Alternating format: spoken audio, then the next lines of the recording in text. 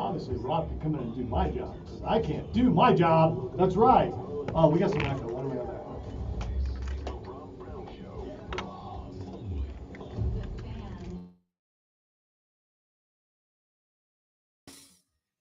Blah.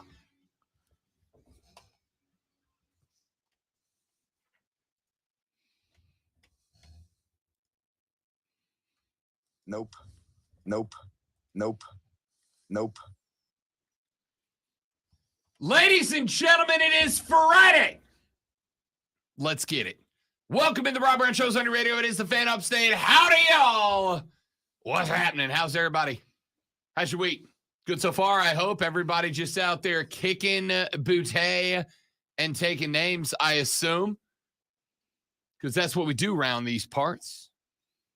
What? That's Rick. I'm Rob. And Lonzo is a superstar. I'm not doing it. My timing must be off. So I'm not, I'm nervous about tomorrow. So it's just causing me to, by when are we done? Yeah, noon. But by noon, I'm just going to be like jelly. What's Toach jelly, bro? We got a show lined up today, kids. We got a lot of stuff we need to get into on the radio broadcast today. We're going to get into later on in the show some preseason ACC and SEC betting thoughts, because there's a couple. I last night I got the chance to go on BetMGM tonight on the BetQL network. We did about 15, 20 minutes where we were talking about Major League Baseball, obviously getting set up for Bet for the Cycle tomorrow. Talked a little collegiate football, a little Carolina Panther ball. It was a lot of fun. And then when that was over, I set down, I shut down all the equipment. I went back out to the living room where the lady friend was waiting for me to have some dinner. We sat on the couch to have dinner because, Lonzo, there's football on last night. Poof. It didn't work. I just wanted to. That one didn't fit. Yeah, but I just wanted to play it. That's fair. There was football last night. I watched some of said football. There was football on last night, and all was right in the world. And here's the fun part, folks. Here's the fun part. Starting today, because there's NFL preseason football tonight. 2 games, I think. Again. The next weekend that there is not football on is not until the last weekend in February. Yeah. Starting today and going all the way through February, there's football on every single weekend. The world, my friends, it just feels right again. It just feels right. So we're going to talk some football. We got to see C.J. Stroud last night make his Texans debut. It went meh. I'm not going to say it was awful. It was not good. It was a rookie. Yeah, it was. Don't throw that. Oh. Yeah, but he also threw a couple of sideline wizard passes that you're like, damn, okay. He did, but then Davis Mills come in and things look different. Yeah. But again, CJ's first action as an NFL quarterback taking on Davis Mills, who has got a season of being a starter under his belt. I wouldn't have expected CJ Stroud to look better. Just like, by the way, let me be abundantly clear, I will not be shocked on Saturday if Andy Dalton looks better than Bryce Young does. Yeah, I didn't look at social media when this was going on but it wouldn't surprise me. See, we made the right choice. That's why we went with Bryce to the CJ. You don't know what Bryce is going to do Saturday. You don't. So yeah. I mean, save those X's to later. I would not be surprised. I will not be surprised if Bryce Young gets outperformed by Andy Dalton on Saturday night.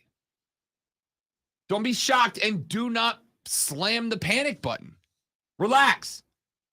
It's a rookie QB getting his first nod, getting his first look at full speed NFL action. And look, CJ made a couple of good throws. He had that one sideline catch that was, pinpoint precision. Yeah, but in his defense, he got beat up.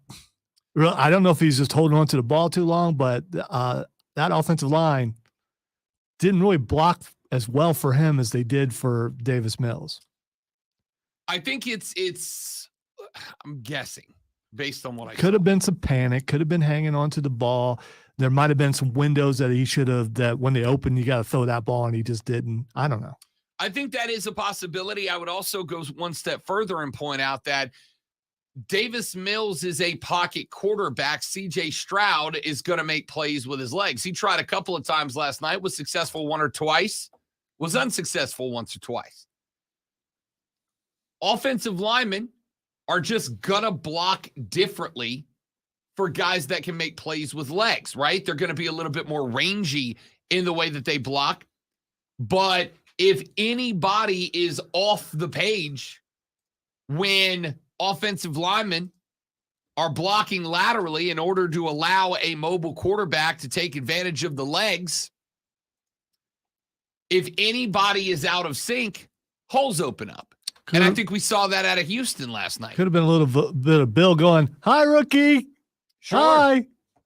I think it was a lot of Houston moving the pocket around CJ Stroud and not doing that around Davis Mills, because Davis Mills is a Peyton Manning quarterback. You're going to keep the pocket set more often than you're not. For the lineman, it's the kick back and set, right? Because Davis Mills is going to be between here and here. And that's it. Whereas a guy like CJ Stroud, you're gonna move the pocket a little bit more. It was not wildly complicated, the offense that Houston was running last night. But there is a little bit more room for lateral possibility with CJ Stroud than Davis Mills. And I think that to some degree, the offensive line attempting to play as much left and right as they were back and setting a pocket probably opened up a couple of pass rush gaps that should not be there in the regular season. So I think anybody, and there were not very many, but I think if there's anybody that wanted to label CJ Stroud a bust after last night, I would immediately stop listening to that person. I'm not saying they're wrong. I'm saying there's no way to know they're right. The dude's had one preseason game. He had some good moments. He had some not so good moments. Again, in the first preseason game. He had a couple of throws that were very impressive. He had a couple that were, but that pick he threw on the first series was bad. It was bad. But that pick he threw in the first series was the right read.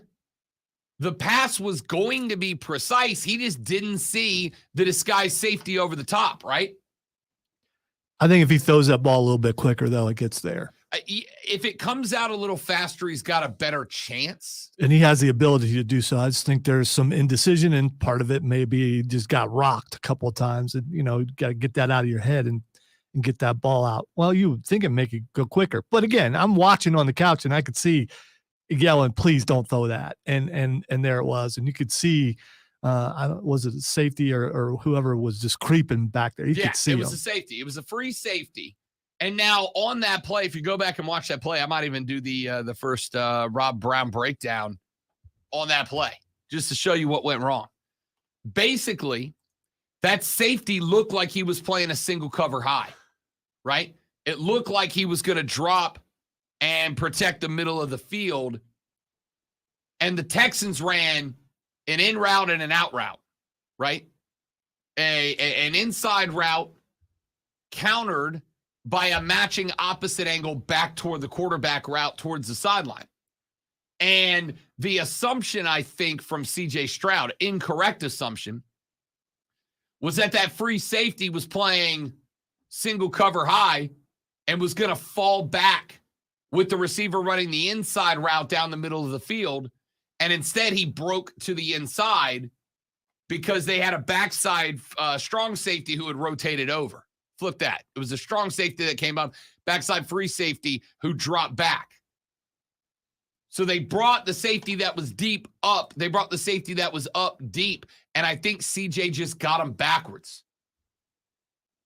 Because if that safety on the inside, on the route side of the field, was to have dropped with the route over the middle, CJ threw a perfect ball. And that wide receiver has a catch on the sideline with 2 or 3 yards of space to go 1v1 for another 10, 15 yak. It really wasn't the worst decision. And again, you want your quarterbacks that you have drafted in the first round to be, you want them to understand what defenses look like and how they work, but it is still the NFL. They're still going to throw wrinkles.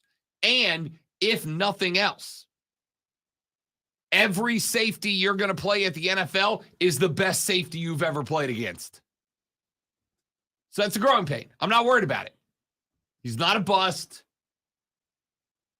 I do think it's important, Lonzo, to point out that the Texans stink. Yeah, they're not going to be good. And No. we don't know if he's going to be a bust or not, or be great or anything after just one preseason game. I'm just saying. Yeah, the Texans are going to stink this year, all right? I like DeMeco Ryans. In fact, I liked what DeMeco said. They were talking to him at halftime, and then they talked to him again after the game, and they were asking about C.J. Stroud, and he's like, look, he made some mistakes. He made rookie mistakes. But he also put the ball in the right spot a few times. What did he go, 2 for 4 on his opening drive? First pass was like a nice little 8-yard rocket before he got picked.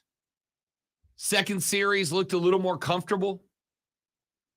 He said he made some rookie mistakes. He's got to catch up to the game. That's part of it. Remember what I said about Bryce Young earlier this week. It is not what Frank Reich is saying about BY that has bumped up my confidence level. It's what he's not saying about Bryce Young that I like. We haven't heard Frank Reich say anything about Bryce like what DeMeco Ryans said about C.J. Stroud last night, right? Yeah, he's done some good things, but he's made some rookie mistakes, and we got to this, and he's got to that, and learn this, and educate himself on that, figure this out, figure that out. We haven't heard that about Bryce Young. But as Lonzo pointed out on, I think, Wednesday, it kind of does make me just a little bit apprehensive, right? It makes me a little bit apprehensive that maybe it goes to his head. Bryce Young doesn't strike me as the guy that this kind of stuff will go to his head. But when nobody is criticizing the guy, we don't know what's going on behind closed doors. We don't know what the conversations are like in the quarterback room. We don't know any of that. But there being no criticism about BY says one of two things. Either, number one, the dude's actually killing it. Which, again, a lot of reports that Bryce Young is legitimately killing it. Or they're afraid he's going to be overly sensitive and don't want to call him out publicly. I'm going to lean towards the former for now. But if BY comes out on Saturday and has a performance similar to C.J. Stroud, it's good. It's fine. It's okay. It's adequate. It's good enough. And Andy Dalton outperforms him, I do not want to get on social media Saturday night and read a bunch of people going, that's it. Flip the depth chart. Andy Dalton needs to start. Don't need to see it. But we'll see how it plays out. Because preseason game number 1, Jets at Panthers, Saturday evening, Bank of America Stadium up in Charlotte, North Carolina.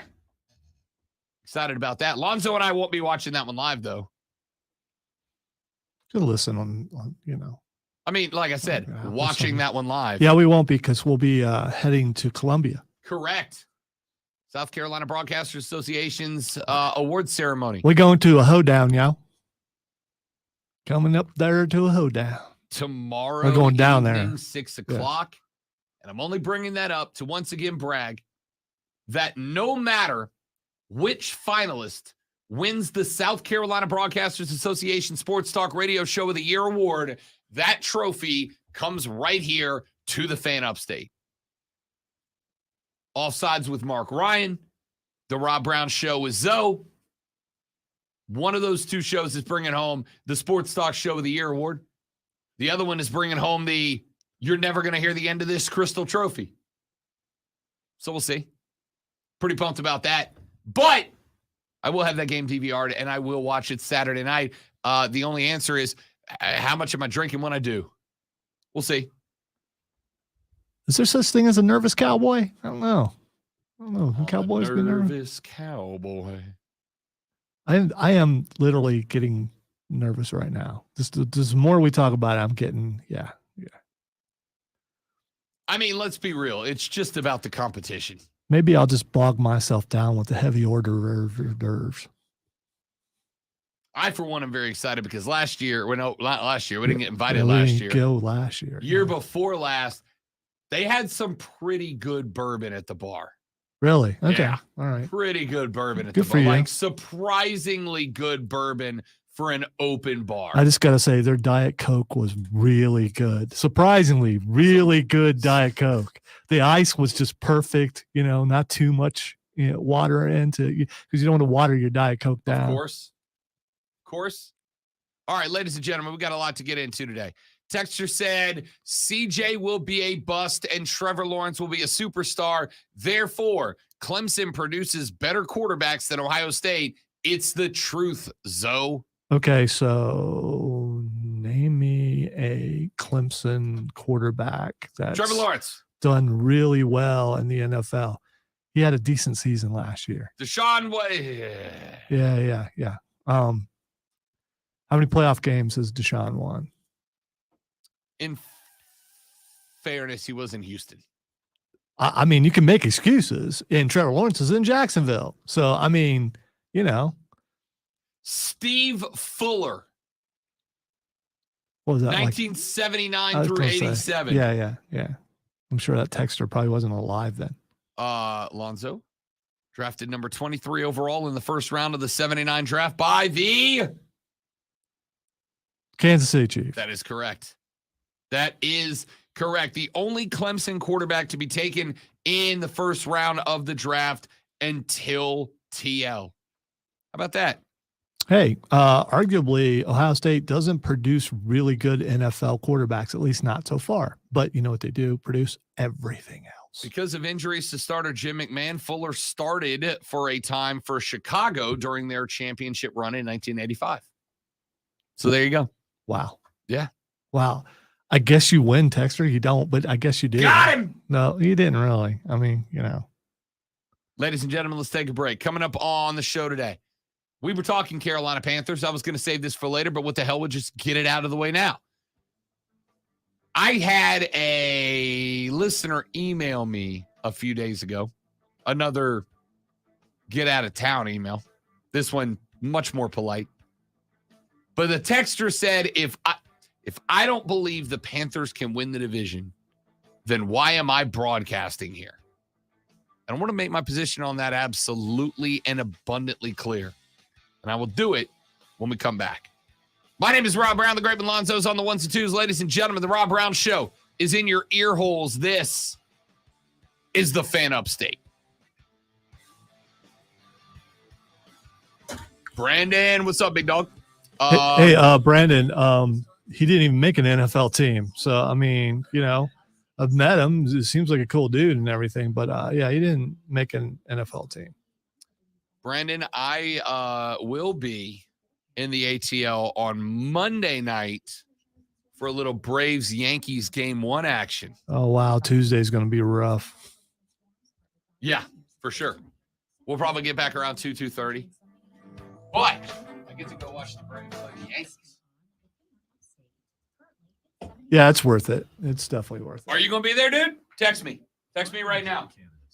He said for real. So, that makes it real when you say for real.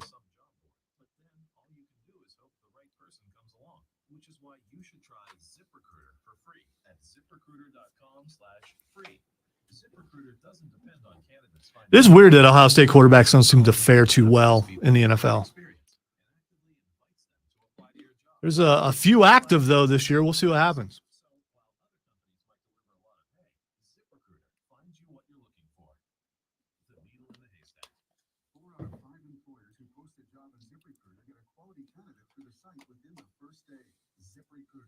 The smartest way to hire. And right now, you can try ZipRecruiter for free. That's right, free. Just go to this exclusive web address, ZipRecruiter.com/free. That's ZipRecruiter.com/free. ZipRecruiter.com/free. If you're hiring, it can feel like you're trying to find a needle in a haystack. You can hope the right person comes along, or you can just use ZipRecruiter. And now you can try it for free at ZipRecruiter.com/radio. In fact, ZipRecruiter has helped a lot of business owners find their needle in a haystack, like Marco, president of operations at Telly Tires and Auto Centers. Because Telly Tires has grown a lot in the last few years, Marco needed to hire everyone from a receptionist to a store manager to a head mechanic. ZipRecruiter helps me find all the right people, even the most difficult jobs to fill. ZipRecruiter helps me keep my business running. Take it from Marco and millions of other businesses who've used ZipRecruiter. ZipRecruiter can help you find the needle in the haystack. See why 4 out of 5 employers who post a job on ZipRecruiter get a quality candidate within the first day. And right now, you can try. Oh, yeah, I forgot about Tom Zach. At ZipRecruiter.com/radio. That's ZipRecruiter.com/RADIO. ZipRecruiter.com/radio. ZipRecruiter, the smartest way to hire. It's been years in the making, and now the most epic comic and game store is finally here. Borderlands Comics and Games. Reimagined, bigger and better than before. The state's premier hobby shop has been bringing the best in comics, manga, and gaming to the region for 3 decades. Come see us at our new enormous location at 410 South Pleasantburg. Live the Borderlands experience for yourself. We have gone to a whole new level. Find us on Facebook and Instagram. Proud sponsors of the Upstate Pulse. Borderlands Comics and Games. We'll see what Justin Fields ends up doing. Especially in a wide open division. I guess Minnesota's a favorite.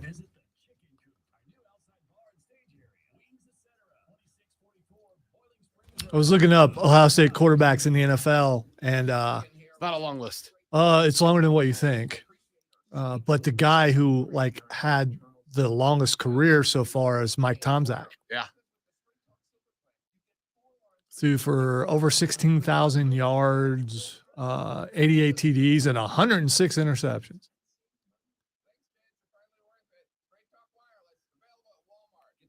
Kent Graham actually was second as far as we'll see what Justin Fields does. I think he's got the best chance right now to actually do something, especially with Aaron Rodgers no longer there.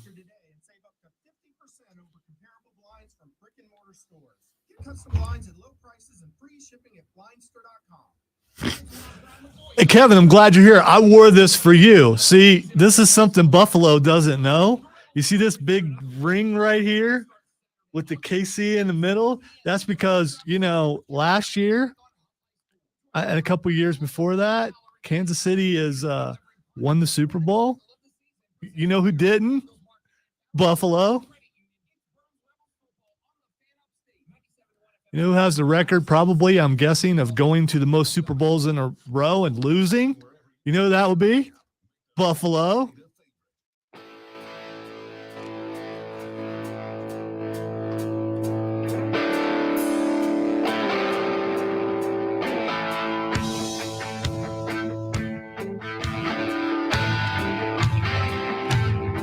All right, so let me make my position abundantly clear. Because I got an email a few days ago, Monday or Tuesday. I don't remember exactly what day it was, but it was earlier this week. We were talking about the NFC South. We were talking about the Carolina Panthers, the New Orleans Saints, the Tampa Bay Buccaneers, the Atlanta Falcons. I've made my position on all 4 teams clear. I think Tampa's in a lot of trouble. I think Tampa mortgaged a lot. I think they mortgaged a lot for their Super Bowl with Tom Brady. And I think, as the old saying goes, those proverbial chickens have come home to roost. When you sell your soul, the devil going to come collecting eventually. Yeah. So I think the chickens are home to roost in Tampa. That team's going to be bad this year. I think Atlanta is trending upwards, but I don't think they're there yet. You are just not going to sell me that Desmond Ridder is going to end up carrying that team to a division title. Now, I think Atlanta is a team that could threaten 7 wins, maybe could fight to 8, but I don't think they're going to do much better than that. So it comes down to Carolina versus New Orleans. As of right now, in fact, I'll go get you the updated odds. But as of right now, New Orleans is a favorite to win that division. As of right now, New Orleans has a brief lean in that division. It's not a big one, but it's brief. I think New Orleans wins the division. I think there's a little more experience there. I think when it comes down to it, I am going to lean on a guy who has been in the league a little bit. I know that you guys aren't high on future first-round ballot Hall of Famer Derek Carr. I get that. By the way, the Saints plus 120. The Falcons plus 200. The Panthers are plus 400. Now, I'm going to go ahead and tell you straight up. Lonzo, I'm going to drop some change on the Carolina Panthers. 4-1 to win the division over the Saints. Atlanta, I think, is wasted money. New Orleans at plus 120. Tampa Bay at 8-1. So I'm going to put a little change on both the Cats and the Saints. One of those two is winning this division. If it's I'm going to set it up in a way that if it's New Orleans, I break even. If it's Carolina, I make some money. Right? So, all that being said, I want to make the position abundantly clear. So this is the Phil Mickelson method. This is what is you're doing. yes. Okay. All right. Walking away, breaking even is a win, right? The only L is an L. It's like soccer. A draw still gets you a point. I will be happy to walk away with a point. Unless you're the U.S. women's team. Then you go home. They didn't get a draw. They got beat. Oh, okay. But that being said, Carolina absolutely can win this division. Let me tell you how they can win this division. They can win this division, a division that we have been focusing on offense. We have been focusing on Bryce Young, the rookie phenom. We have been focusing on first-round Hall of Famer Derek Carr in quarterback for New Orleans. We have been focusing on Chris Olave and Michael Thomas. We have been focusing on John Mingo, Adam Thielen, and DJ Chark. We've been focusing on offense. If Carolina's going to win this division, they're going to win this division with Brian Burns in the defense. If Carolina's going to win this division, they will have to sweep the Saints to do it. They will have to go 2 for 2 against New Orleans. Now, good news, bad news about game number 1, week number 2 against the New Orleans Saints. The bad news is it is against the New Orleans Saints, and it's earlier in the year. BY's first at-home NFL experience is on Monday Night Football. There's a learning curve. Good news is he'll already have one game under the belt, but this is the first time he'll do it in his house, and it's on national prime time. And we know that there are some quarterbacks, Kirk Cousins, that for whatever reason just can't perform in prime time. Now, I don't know if that's BY or not. We don't know if he can perform in regular time. We're going to find out. But if Carolina's going to win that game, Carolina's going to win that game because of Brian Burns, because of Derek Brown. Oh, by the way, Alvin Kamara not available in that game. He got that 3-game suspension, which means you're going to get Jamal, the anime fan, and Kendre Miller, the rookie, as the running back tandem from New Orleans. Brian Burns and company had better pin the ears back and go get him. All right, so I looked it up because I'm curious about how many people do you think Alabama's football stadium seats? 87,000. All right, so according to the internet, it's 100,000. Okay, well, they have done some renovations the last couple of years, so I guess they added some seats. He's not gonna have to worry about the crowd being too big. Monday night, is that bigger than playing in a playoff game in college football? I don't know. I'm just saying that I don't think the stage is going to be too big for him. I don't think that's going to be the problem. I think if they lose, it will be because of ability. It won't be because of the stage. I'm not saying that is incorrect. I'm saying we don't know yet, right? This is one of those times where I know we've butted heads over it, but this is one of those times that old philosophy of mine kicks in.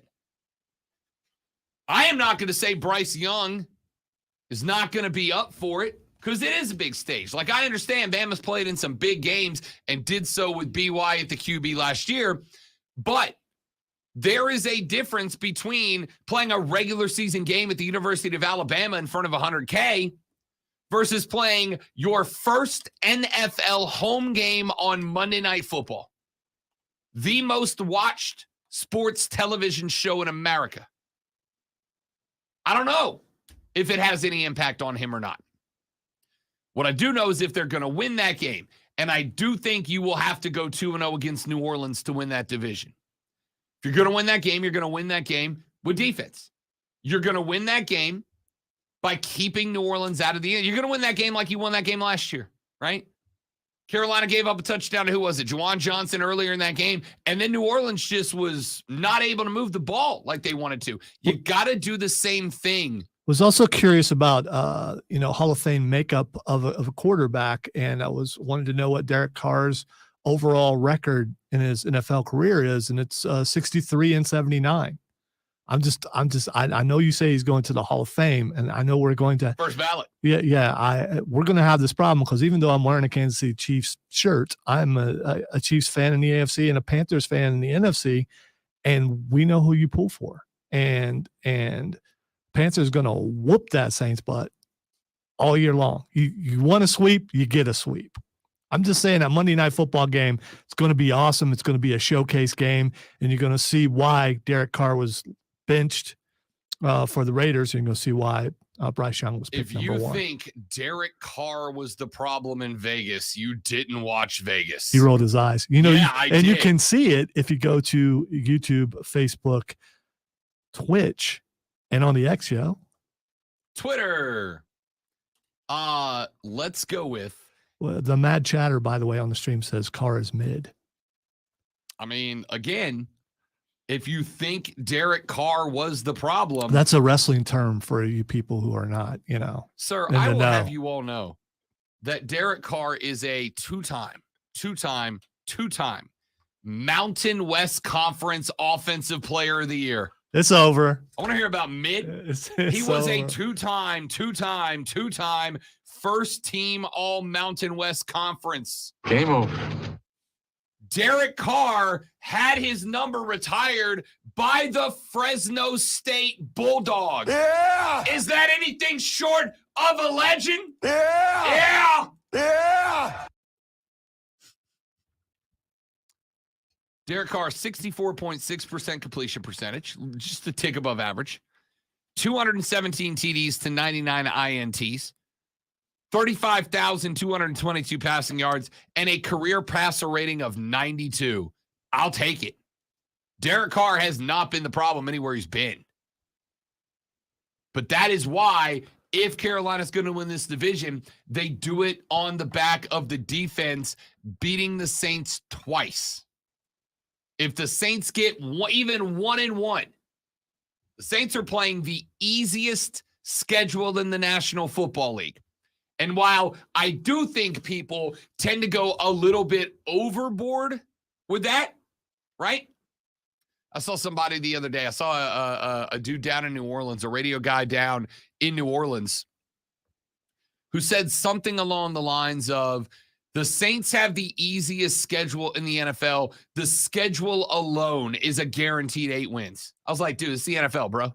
Nope. That ain't how it works. Wow.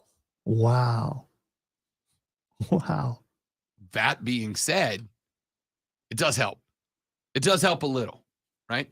So with that fact, combined with the fact that this Saints team was probably 2 or 3 plays last year away from winning this division. As was the Carolina Panthers. As was the Atlanta Falcons. All 3 of those teams were 3 plays away from winning the division. But if I ask you which team got the betterest during the offseason, which team most improved during the offseason? I would go with the team that actually got an offensive-minded head coach. Oh, if we're going coaching, yes. Frank Reich is the best coach in the NFC South right now. I think Arthur might make his way into that role over the next couple of years. I like what Arthur Smith is doing in Atlanta a lot. It certainly ain't Todd Bowles, and it damn sure ain't Dennis Allen. If the Saints win this division, it will be in spite of Dennis Allen, not because of him. That is a huge advantage for Carolina. Ain't no doubt about it. Huge advantage for Carolina. I can count on Rob on turning on himself and on his team. Dude, Dennis Allen sucks. Dennis Allen sucks. You ever been in a spot, Zoe, college or pro? You ever been in a spot where you hope your team loses so that they get rid of the coach? Has that ever happened to you before? You ever had to live through that? I can neither confirm or deny that I have had those feelings. Have any of y'all ever been in that spot where you hope your team loses so they don't keep the coach? Because I don't know if there's anything worse than your team being very mid and winning just enough to earn your head coach another year, right? I think I'd rather put up with like a 2-15 season and we get a new head coach than go, 9-8, and they're like, oh, well, we're pointing in the right direction. We're going to give him. Dennis Allen sucks. He doesn't get it. Never has. There's a reason he failed in Vegas. I'm so tired of retread coaches. Anyway. Texter said, Rob, Atlanta is winning the division, sweeping the Cats in the process. I'll take that bet. I will take that bet that Atlanta does not sweep Carolina. I will take that bet. Wait a minute. Who's the quarterback for Atlanta again? Desmond Ritter me this. For the record, respect to Desmond Ritter. I've got nothing personal against him. He just ain't that guy. And Brandon's over here saying, run the damn ball. Yeah, you know why Falcons fans are so hype on run the ball? Because y'all scared to throw it. I would be too if Desmond Ritter was my guy, for sure. Texas said, Saints have a Raiders coach and Raiders quarterback in a 7-10 roster from a year ago. No running back, and fingers crossed Michael Thomas doesn't tear an ACL again. Again, listen, this is why I have been saying the Saints are not a runaway favorite for this division. They're going 3 games without Alvin Kamara up front. Now, I will say, and I don't think that I'm being optimistic here, when Jamal Williams signed with New Orleans, I saw multiple Detroit Lions fans like, you guys are going to love this dude, right? You guys are going to love this guy. And from what I understand, the kid out of TCU, Kendra Miller, has had a real good camp too. Has really taken to learning and listening to Alvin Kamara. So I think the Saints are going to be okay. They're going to be okay. I think Atlanta ends up with the best run game in the division. I think New Orleans and Carolina, I think New Orleans maybe has a very slight edge in the run game. But I think that's going to be made up for because I think Carolina ends up with a better offensive line that can kind of negate that a little bit. But like I said, If Carolina's going to win this division, they've got to sweep New Orleans. You cannot even give them one. You've got to make sure both of those games are in hand. Why? Because you're going to have the tiebreaker over them, I think. But we'll see. Texas said, Carr to Olave connection ain't real. It's going to be a tough year in NOLA. Yeah. Chris Olave looked real good last year. I was going to say, if you can't get the ball to Olave, who's from wide receiver university, then you definitely have a problem. Keep in mind, everything Olave did last year, he did without Michael Thomas across from him. If, and it's as big of an if as you could possibly come up with, if Michael Thomas is healthy and can go back to being slant god, Olave's going to draw the 2 and 3 DBs. Olave's dangerous. Part of the reason I'm picking New Orleans, right? There's this other part. There's this part of the reason I'm picking New Orleans. This other reason. Yeah. Other reason is, of course, first round Hall of Fame pick, Derek Carr. Don't you have like a tattoo of Fleur de Lis on somewhere? If you think, why do you even work at this radio station? That's what that email said. Yeah, you're supposed to be pro. You got to do what other shows do and do all Clemson, all Carolina, and we've got to be all Panthers, and you've got to be positive and glowing. Don't be like that one dude, the baseball guy. Well, I've already forgot his name. Brown. Also. Cody Decker. No, Brown also, who got let go because he wasn't positive about his team. Oh, he was suspended. Oh, Kevin Brown. Kevin Brown. That's it.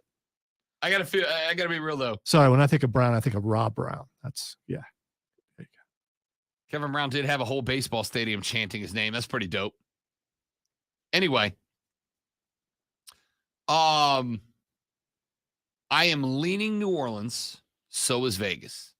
In fact, not only am I leaning New Orleans, so is Vegas, but Vegas has Carolina as the third longest odds to win the division, twice as long as Atlanta. I think that's wrong, but we're going to find out. Let me be very clear on my position. Carolina absolutely can win this division. It's a big ask. It's going to be on the back of Brian Burns. You're going to have to sweep New Orleans to do it, but it can absolutely be done. Take a break. I'll come back here in just a minute. We got a few more things to get to in hour number 1 as we continue talking NFL in the first hour of the show. Couple of preseason matchups last night, couple more tonight. Let's go around the league on the Rob Brown Show in the Fan Upstate.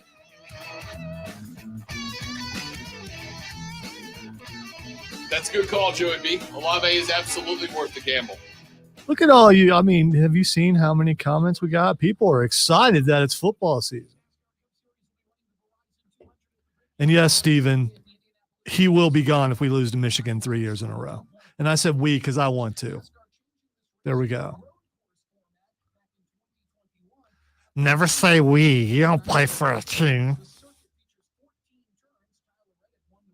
Here to you, stats nerd. Go home.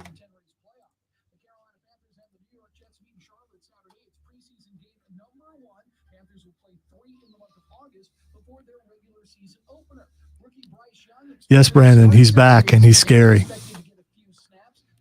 Because we don't know who's throwing the ball this year yet. So, I mean, I don't think that's been decided yet. You talking about for the Ohio State Buckeyes? Yes. Last I checked, which was like last week, it was, undecided yet. It was down to 2 dudes. Everything I've seen has been that McCord has kind of taken that spot. Stop it, Keegan.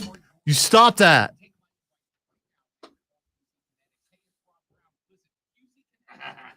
I don't know. I'm not sure that Odie gets Pappy, so there may not be a lot of Pappy.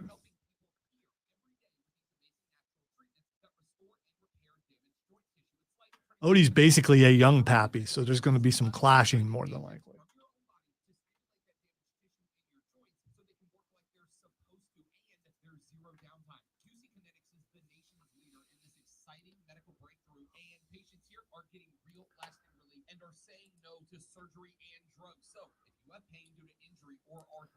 And the fact that the boss has asked me a couple of times, is everything going to be okay? That means he's a little concerned too. So I don't know if it's a Pappy thing or what, but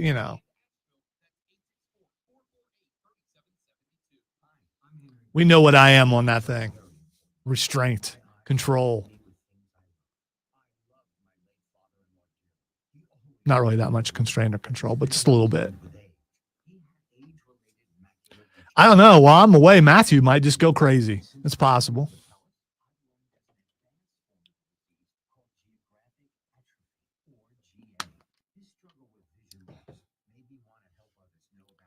Keegan Pappy has never made an appearance without me, so I am worried.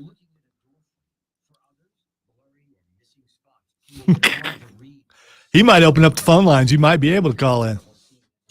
I don't do that because there's too many drunk people. I'll call. No, you won't. I'll call. You will not. I'll call. I'll step outside for a minute. Okay, you'd have to step Talk to Pappy outside. and Odie. Yeah. Pappy and Odie show.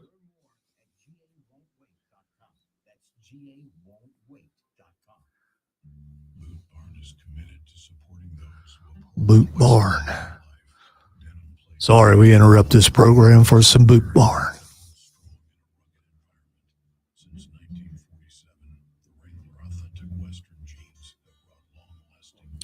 And by the way, Chatter, we're talking about my show on Saturday night. We're not talking about these phone lines because these phone lines are wide open. On Saturday nights, I had to close the phone lines because drunk people. And people think I'm joking, but you weren't there, were you? And it was getting bad. I mean, when your hand has to hover over the dump button, it's like, you know what? This ain't worth it. You know what I set up and I have not brought up since? There's a good shot, Keegan, that there might be some live interaction on the Upstate Pulse during the Star Awards. It's never been done before as far as we know. So you know how we like to do first. What did you set up? I set up our call us whenever you want voicemail. And then I forgot to.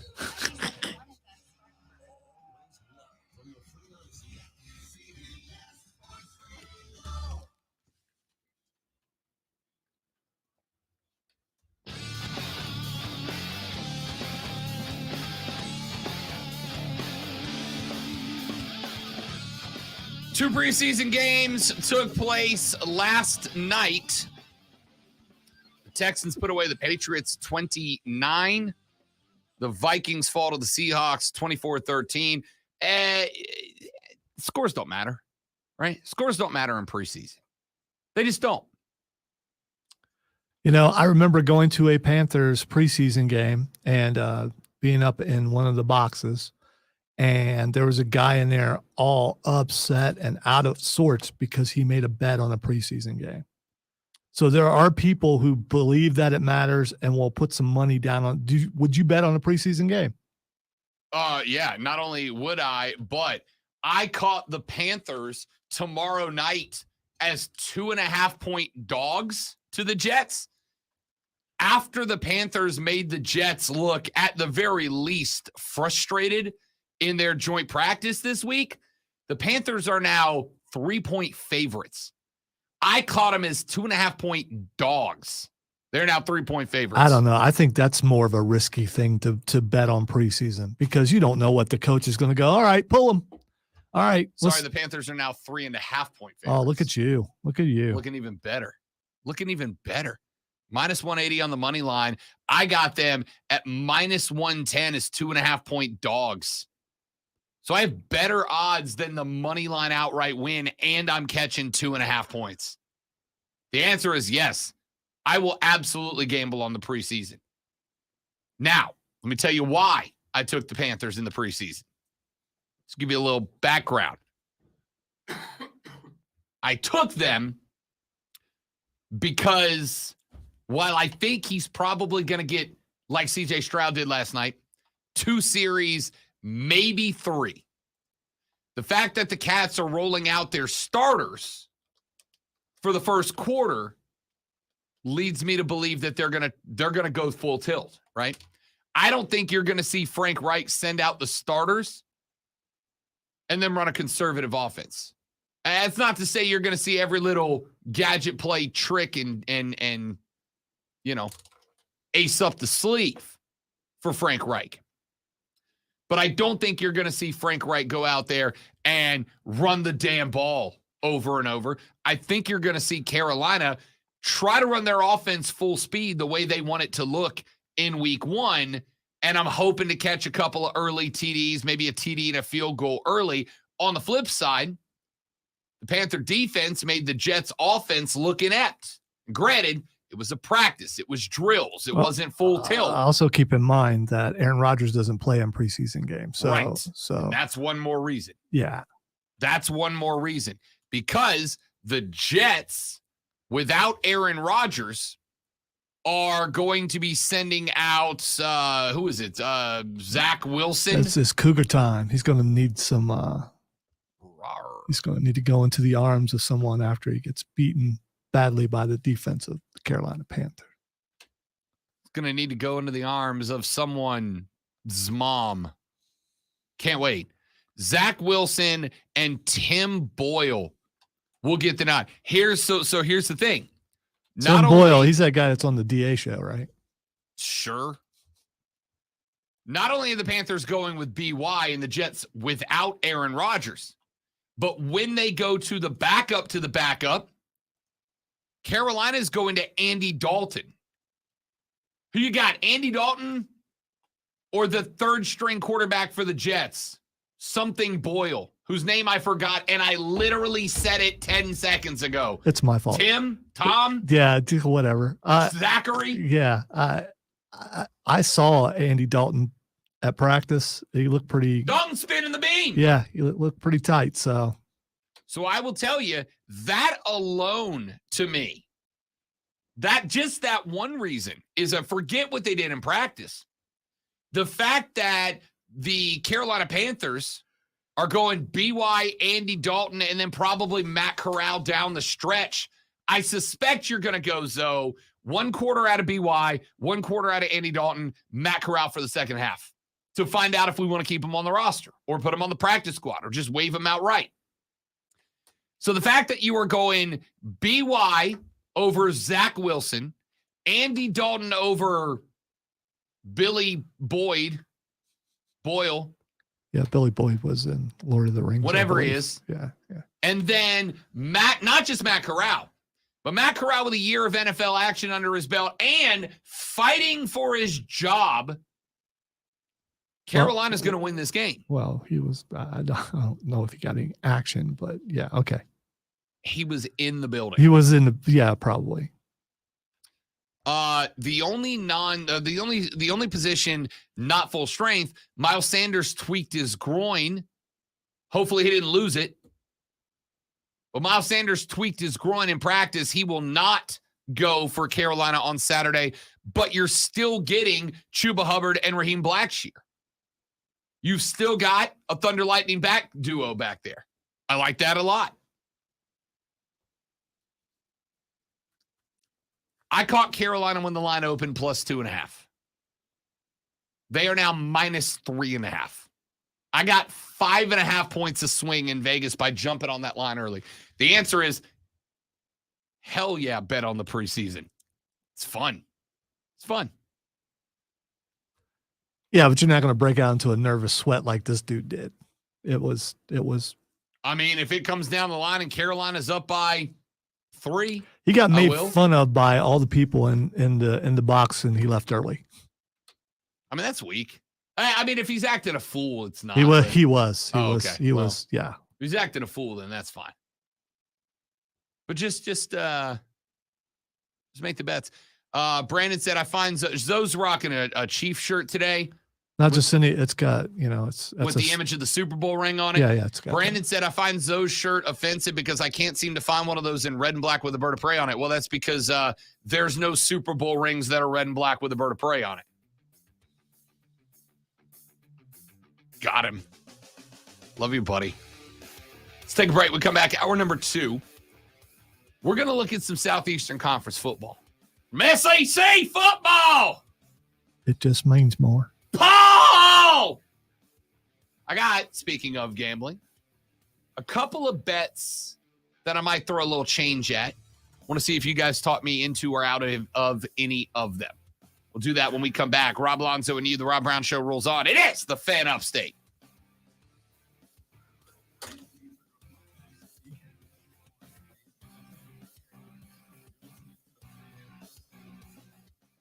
a Matt Corral, Zach Wilson mid-off. Remember, Zach Wilson's going up against BY to open the game.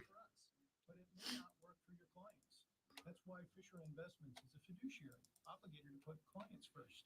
It's the highest standard for a financial advisor. So what do you provide? So I got to remember to bring my earbuds tomorrow because I am definitely going to try to do that and be on the show while the Star Awards are going on. I don't think I'll get in trouble, but I don't know that I won't. So what's in it for you? Fisher Investments fees are structured so we do better when our clients do better. When it comes to helping clients, If anything, we can like jump on early and walk around and show the stage and all that kind of stuff because I don't think anyone's done that either. Or is this like a secret society meeting where we're not supposed to expose what goes on inside? I don't know. I don't want to be expelled in my cowboy gear.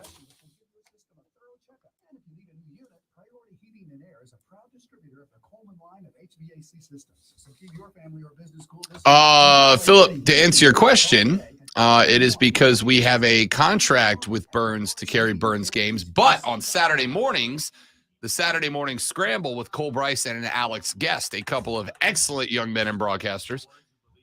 Saturday mornings for the scramble, they actually go through and do 8 a.m. to 10 a.m. Yes, they go through and they cover all the high school sports from across the entire upstate. And Cole gets a ton of coaches from all over the place, high school coaches on the show. Yeah, that show's and going to be good. Yeah, yeah.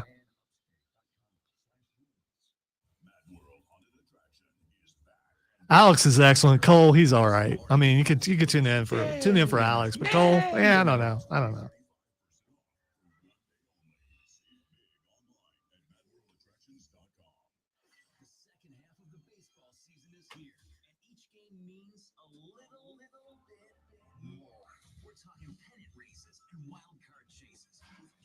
I miss going to high school games, but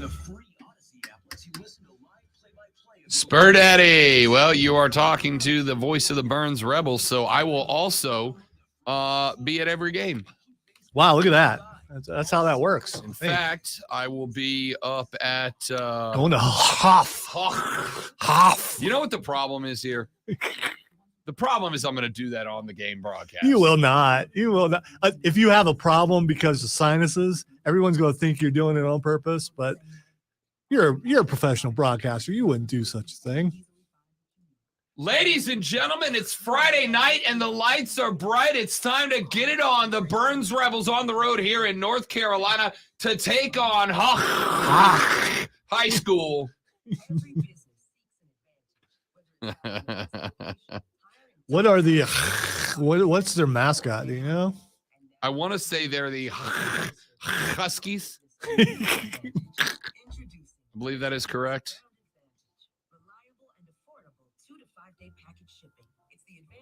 Here, I'll find it.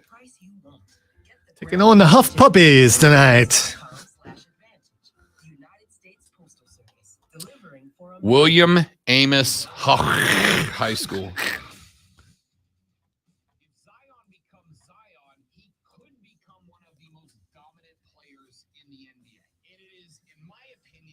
Yes, they are the Huskies. Is that a Spur Daddy? Is that a technical term? The flag spinny things. The flag spinny things. I think that might be.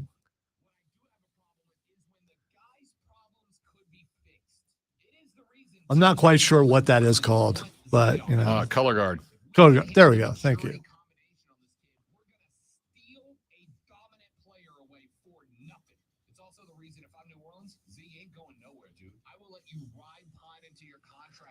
Ride Pine, the Huff Puppies.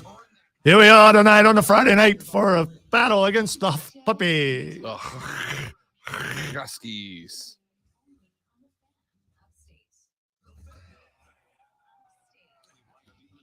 We swing back around to stuff sometimes, Shatter. I'm just saying. Yeah. We might get some more in the back end.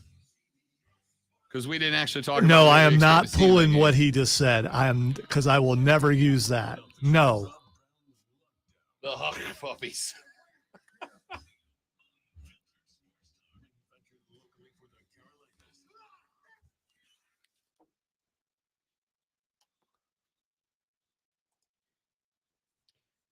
You a Hush Puppy guy, Alonzo? Sometimes. Yeah. I think it depends on where it's from. There are a couple places that have sweet hush puppies, which are addictive. Sweet. Yeah, they've got Hush puppies? the whatever cornmeal or flour. Or I forget. I think it's Right. cornmeal. Whatever they use sweet kind. There's a seafood place in Simpsonville that has sweet, and they come with butter. You open up the butter and it makes it even. Yeah, you just go there and eat that all night. Okay. Yeah, it's not bad. I don't think I've ever had a sweet Hush Puppy before. I'll tell you the name of the restaurant later because don't give no free plugs. Come on. Nah. Hush Puppies grew on me like a lot. I didn't like them growing up. And then not terribly long ago, somebody hooked me up with one. I wish I could tell you, I wish I could recall. It was from a local joint. Somebody hooked me up with one, and I was like, "Oh, turns out I like Hush Puppies now." I'm surprised. Yeah, appreciated. Surprised you haven't tried to make them at home because I'm pretty sure they have Cajun Hush Puppies. Well, I mean, you can have a Cajun anything. Just spice it up to where my fiance hates it and call it Cajun. I don't know. You can't have Cajun milk, can you? There is jalapeno milk. Is there really? Yep. How do they get milk out of a jalapeno?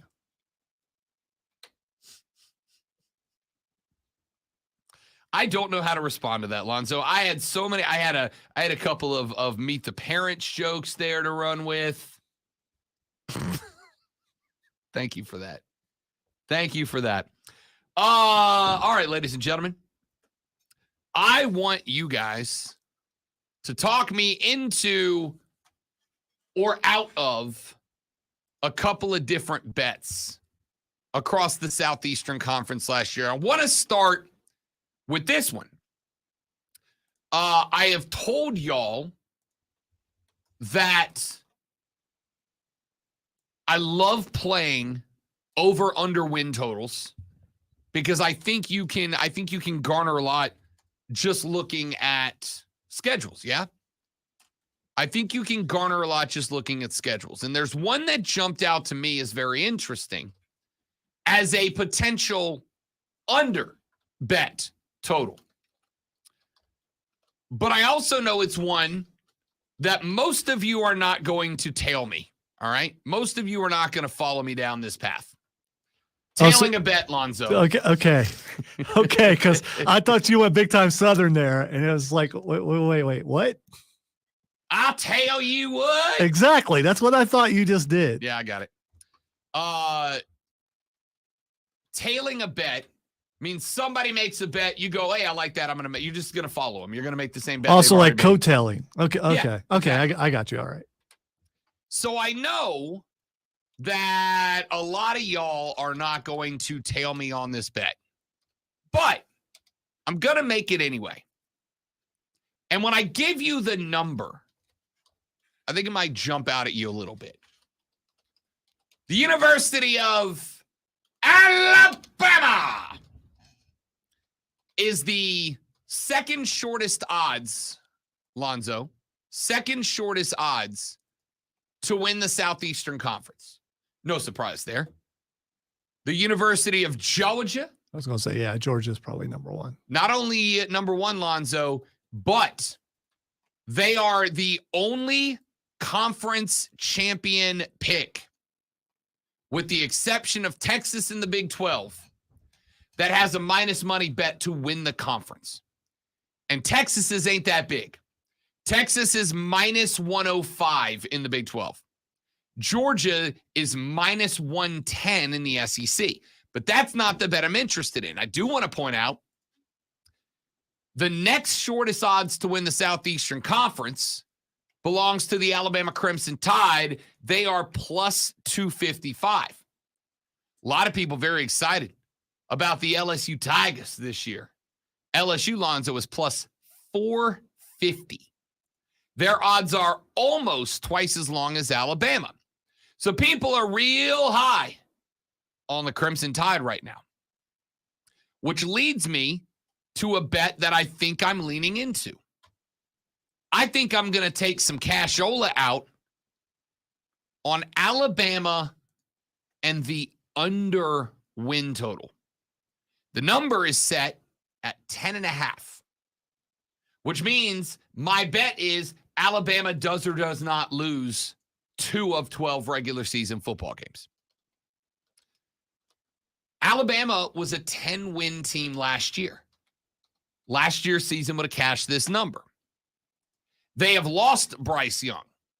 They have lost Will Anderson Jr. Those were 2 of the 3 best players available in the draft. 2 of them came from the University of Alabama. So, why am I going under here? Well, Alabama still does not know who their starting quarterback is going to be. That seems like a problem when football is 2.5, 3 weeks away. All right. So, yeah, I'm looking at the record by year. Last year, 11-2, 13-2, 13-0, 11-2, 14-1, 13-1, 14, 12, 11, 13, 12. We have to go back to 2010 when they only won 10 games. I know. But there's 2 reasons that I think this is a year that it could happen. Number 1, like we mentioned, the fact that we're a handful of weeks out. I don't think Alabama is struggling to pick a quarterback because Jalen Milroe and Tyler Buckner are just having a pew shootout between each other. I just think neither one of them has been able to stand out above the other. So you don't think there's ever a case where 2 guys are just so good you can't make a decision? Yes, I do not think this is one of them. Okay. Right? Here's why. If Tyler Buckner was that guy, he would be playing at the University of Notre Dame this year, right? He's a transfer guy. Remember yesterday, I gave you the numbers. 63% as of today. This is with some depth charts still unsettled. As of today, just a tick shy of 63% of NCAA quarterbacks are transfers. Tyler Buckner, if he wins this job, will join those ranks. If Tyler Buckner was the type of dude that stands out at QB, he's probably at Notre Dame. Notre Dame is not a school that doesn't take care of its superstars, right? The fact that Tyler Buckner can't beat out Jalen Milroe, to me, doesn't say, oh, Milroe and Buckner are on the side. I mean, it does say they're at the same caliber, but it doesn't say that that's top notch. Those are top guys. So I'm concerned about that. I am concerned about the wide receivers at Alabama. I think they've lost a lot of talent over the last couple of years, though. Pardon me. Then I want to look at the outright schedule itself. Because this is a team that went 10-2 in the regular season last year. But, Zoe, they beat Texas by 1 point. They beat Texas A&M by 4 points. They beat Ole Miss by 6 points. They were, and I am very bad at math, but if I'm doing my math right, that is a total of 11 points away from being 8-4. Right? I just need 2. I need 2. So, they got Middle Tennessee State out of the gate. Then they're home. Week 2, Alabama, Texas. Alabama is not as good as they were last year. Texas is better than they were last year. Now, this game is in Tuscaloosa. But I'm going to tell you, that's a real tough place to play if Alabama gets rolling early. Texas is better than they were last year. Alabama's worse. That's a loss for Alabama. That's an L at home. Then they're at South Florida, hilariously, at South Florida. Back home for Ole Miss, week 4. Lane always has a little something special for Sir Saban, doesn't he? Lane's always that's his Super Bowl. Now, I don't think Ole Miss beats Alabama. But I didn't think that either. Last year, it was a 4-point game or a 6-point game. They are at Mississippi State. Listen to this 3 games in a row. September 23rd, back home for Ole Miss. September 30th, on the road at Mississippi State. October 7th, on the road at the Colt. That is a 3-game stretch of 3 teams who take the Bama game very personally, right? Lane wants to get it done. You know that Mississippi State is itching not only to prove that they have taken that next step up. I don't think they have. There's a lot of problems there, but you don't think this is a game that they're going to go play for Mike Leach, play for the Pirate King? And then at Texas A&M. Jimbo Fisher is well aware that his time in Aggie land has been a massive disappointment. His time at Aggie land, if he didn't, by the way, smart deal, negotiate a stupid high buyout. Stupid high buyout. If he didn't negotiate a stupid high buyout, Jimbo Fisher would not be coaching in Texas Station or in College Station right now. A win at home over an Alabama team that they almost got last year would go a long way in buying Jimbo Fisher some goodwill. Then they got Arkansas. They've got a homer against Tennessee. Again, I don't know what Tennessee is. As Joe Milton goes Tennessee, right? If Joe Milton, a career backup, can replace Hendon Hooker and be in the ballpark, Tennessee absolutely can win that game. But it's not the Tennessee game on October 21st that intrigues me, Lonzo. It is a week later, November 4th, when the LSU Tigers, when Brian Kelly and his family come to Tuscaloosa. I got that game circled. LSU can win that game. Jaden Daniels can win that game. LSU is going to have enough speed on the outside to open up lateral opportunities for Jaden Daniels in the run game. LSU defensively, probably not as good as they were during the Patrick Queen days a couple of years ago, but they're physical. They're very big. Alabama usually wants to muscle people around. I don't think they can muscle LSU around like they used to. LSU can win that game. And then, of course, as Keegan can attest, the Iron Bowl at the end of the year when they go on the road at Auburn. It's the Iron Bowl. It's rivalry week. So I need 2 wins, Lonzo, out of Texas, Ole Miss, at Mississippi State, at Texas A&M, home against Tennessee, home against LSU, on the road at Auburn. I need 2 losses there. Are there 2 losses in that group? See, I can't. If I had to put money down, I would not go against Alabama. I just can't do that. They're consistently good. If they have what some would consider an off year like last year, they'll come back and do better this year. So I couldn't do it. That's fair. That's why I'm asking. Talk me in or talk me out. Because if you I just read you the record for the last 10 years. I mean, it's hard to believe. No, man, don't do it. Okay.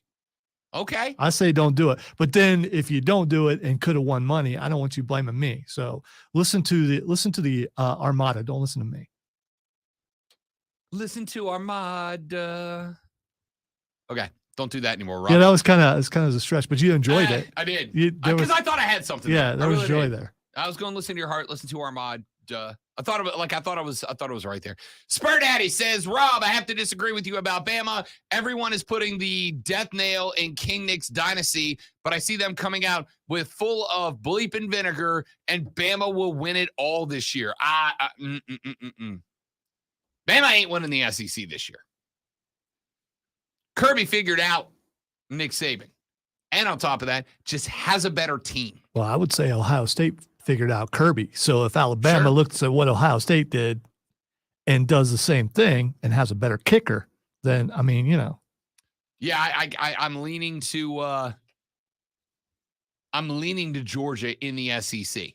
Now, I gotta have 2 regular season losses. Conference championship bowl games, they don't count. I gotta have 2 losses in the regular season. I need 2 losses out of Texas or Ole Miss at home, at Mississippi State, at Texas A&M, back home for Tennessee, back home for LSU, and at Auburn in the Iron Bowl. I need 2. Are there 2 losses? I think there are. I think there's 2 losses there. I think Texas can beat Alabama this year. I'm not all in on the Texas is back bandwagon. But remember, where does Texas play next year? In the SEC. This is their warning shot, right? This is their, not only are we coming in and kicking the door down next year, but we're coming in guns blazing after already putting one of your best teams on the mat before we even show up. You know what this is, Lonzo? This is the opportunity for Jim Ross to go, we're getting news something's happening backstage. Who is it? Somebody's attacked Alabama. We need medical out here, by God. This is their chance for that. There's something to it. And Texas won that game last year. They're firing back. I'm not saying Texas will win. I'm saying they absolutely can. I'm not saying Ole Miss can win or will win. I'm saying they can win because of the Joey Freshwater magic. All right. If I'm understanding the stream correctly, I think they're trying to get you to not do it also. Let's see here. We've got Spur Daddy saying no. We got P Digits saying Finkel is Einhorn. That's not relevant, but I just wanted to say it. We got Spur Daddy saying Jimbo Fisher is a joke of a coach. I couldn't agree with that more. We'll talk more about it. Keegan screams magic happens in the Iron Bowl. I don't disagree.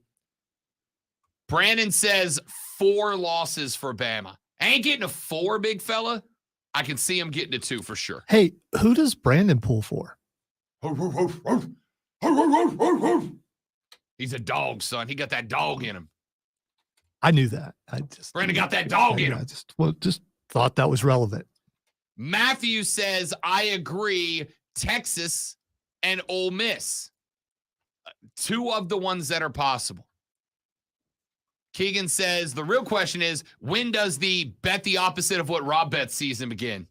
Right now, buddy. These are preseason props, baby. Let's go.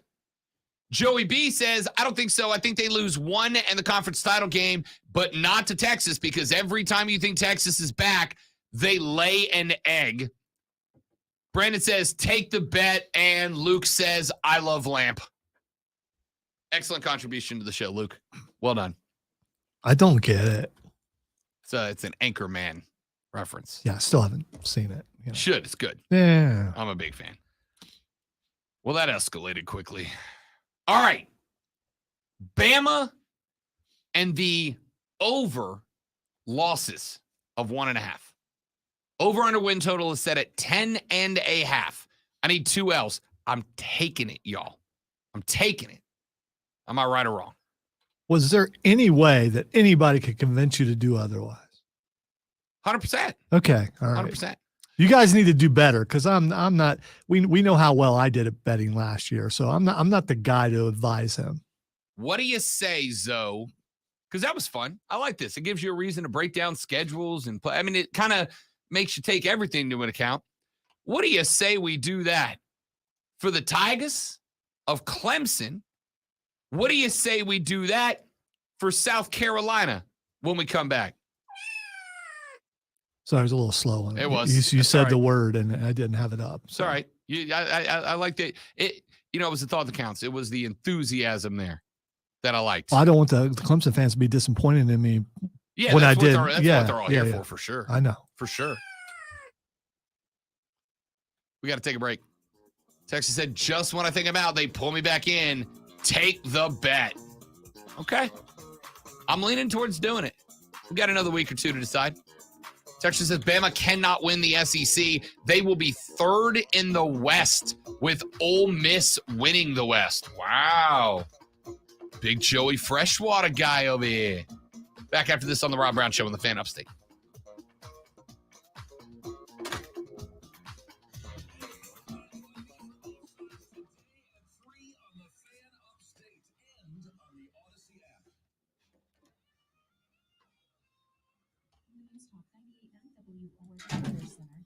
Kobe. Well, we could say that we're going to talk about all the losses they're going to have, but they're not going to have any until probably the end of the year.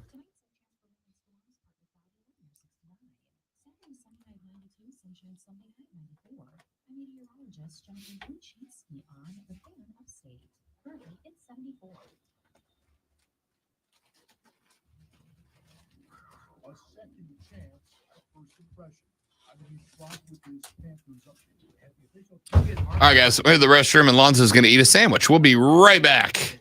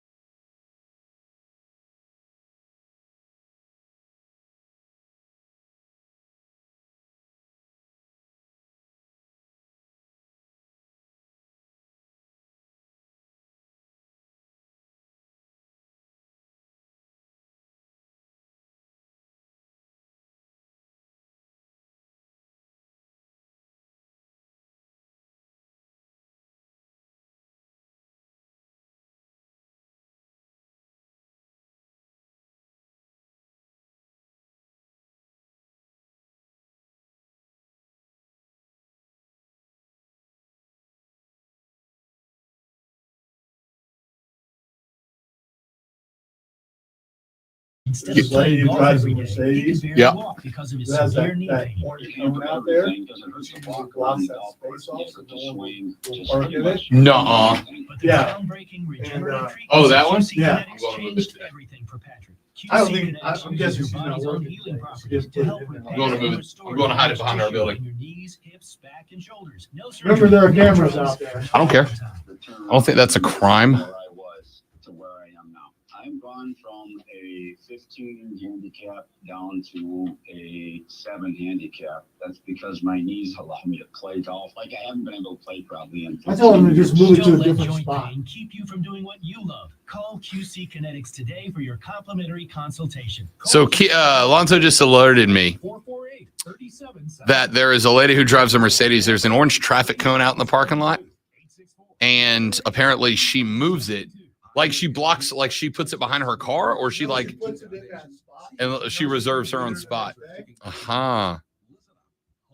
So I'm totally going to move that cone at the end of the day, right? I feel like I am. Not a professional salesman. At C&T Foundations, we're real, local, general This contractors. days out there, I'm gonna use it on Saturday so people can't pull that, go around my car on Saturday night. CNT Foundations, your foundation experts. I mean, it's on our side of the driveway. Yeah. Which makes me think it's ours, right? That's what I'm saying. Yeah, that must be one of ours. I'm gonna go move it, and if anybody asks, I'm be like, I'm sorry, it was in the way. I thought it was ours, and I felt like it was in the way, so I wanted to get it out of the way, you know. That was another radio prank. That's what we did. ¿De dónde eres? ¿De dónde eres? When you learn a language, you want to actually use it. Babbel is designed with that goal in mind. In just 3 weeks, we're starting to have conversations in Spanish. Estoy muy emocionado para ir a España contigo. Aww, he just said, I'm very excited to go to Spain with you. Vamos a tener mucha diversión. And that means we're going to have so much fun. Sí. Gracias, Babbel. Babbel, language for life. Celebrating 10 million subscriptions sold. Now try Babbel for free at babbel.com. Hey, Rob, when you go back to Costco, Why, grab some great Steven? wine. Why are you getting this started again? They have a sommelier on staff, and you can grab some great. First off, I know what you're doing, Steven. you know I love a sommelier. I appreciate the art of a sommelier. And I will tell you that I stopped at Costco. What day did I join? Monday or Tuesday? Whatever day, I think Tuesday. So the day after, I stopped again on the way back home and absolutely got a hot dog. And I didn't buy anything from the liquor store, but I went in there. But I will tell you, I am not even joking, genuinely impressed by the wine selection they have in the store itself. Hot dogs are for poor Genuinely people. impressed by it. They've got some good stuff in there.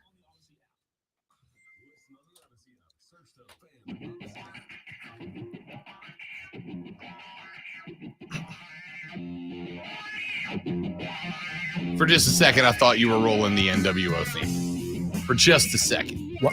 New world order. Why would I do that? I mean, there's nothing going on, and then there's the thing where if I do it, then I can't play it on the stream, and people get really mad.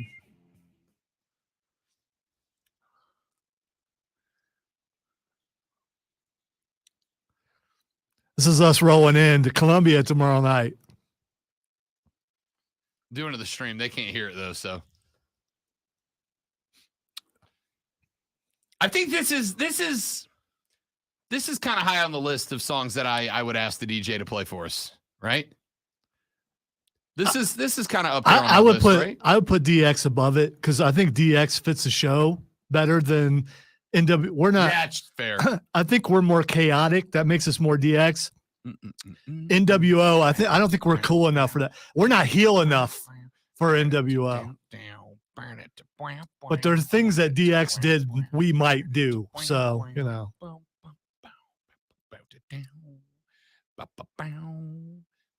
For life. All right. We did. I threw you a bet that I really liked, which is Alabama under 10.5 wins this year. All right.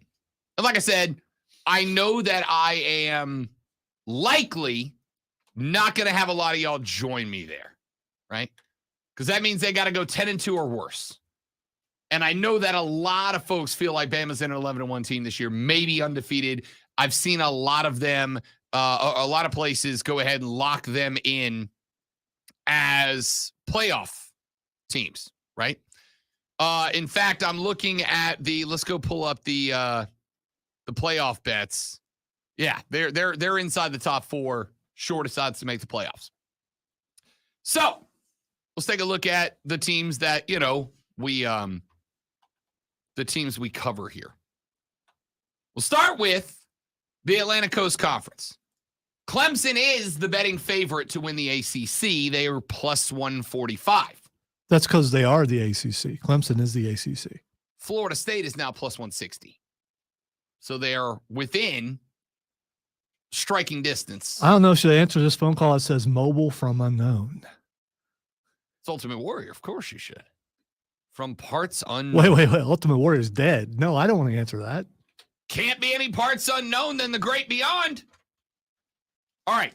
So let's take a look at the Clemson Tigers. Their regular season win total is currently set at 9.5. 9.5 is the win total for Clemson. So they have got, in order to hit the over, they have got to go 10-2. Okay, let's take a look up and down this schedule. At Duke, Charleston Southern, FAU, 3-0. All right. I like Duke. I think Duke, honestly, is pointed in the right direction. We pointed this out a number of times over the past couple of weeks. The Duke Blue Devils were 9-3 last year. All 3 of those games, they lost by a touchdown and a 2-point conversion or less. All right. They were 1 possession in all 3 losses. Duke's getting better. Now, they're not beat Clemson good. That's a win. Charleston Southern, FAU, both at home. Then they've got game number 1. That is a threat. Florida State University comes to town on the 23rd of September. That one's a very interesting one to me. They are on the road at Syracuse the very next week. We've gone over this a number of times. There's 3 spots on Clemson's schedule that I'm concerned about. FSU and at Syracuse back-to-back. That Syracuse game has me worried. We had Don Munson, the voice of the Tigers, on not terribly long ago. How you going to do Don dirty like that? You said the key word, the rallying cry. I love Don. He's awesome. We had Don Munson, the voice of the Tigers, on. See? You're just not going to let me write. You know what? Here we go. I'll just move my paper over here. How about that? And I pointed this game out. I said, hey, man, look, there's 3 spots on the schedule I'm worried about, Don, and one of them is at Syracuse. And he goes, yeah, me too. He said, weird stuff happens when we go play up there in New York, right? And you're coming off of what is going to be a very emotional, very physical game because Clemson FSU could, while I do think Clemson and FSU will meet a second time in the ACC championship game, it will go a long way into providing a path for one of those 2 teams to get there. So that game, that 2-game stretch concerns me. Then Wake Forest, Miami, NC State, Notre Dame. Miami and NC State on the road, Wake and Notre Dame at home. That 4-game stretch concerns me. I'm not worried about Wake Forest. Without Sam Hartman, it's not the same Wake Forest. But at Miami, at NC State, and then Notre Dame. If those games were reversed, if it was Notre Dame at NC State, Miami, I'd be a lot less worried. But that 3-game stretch concerns me. So you just haven't got to the end because you're not mentioning the last game of the season yet. So. And that is the 3rd spot on the schedule that concerns me. And it is not just that you've got to go to Willie B to take on South Carolina. It's that you're playing North Carolina the week before that. It is that you got the heels behind Drake May, who, by the way, is a surprisingly short Heisman bet. You got Drake May followed by Spencer Rattler on the road at Willie B, a team that's already got you once, right? So the question for me, Lonzo, is, are there 2 losses there for Clemson? Are there 2 losses there for Clemson? And the answer is yes.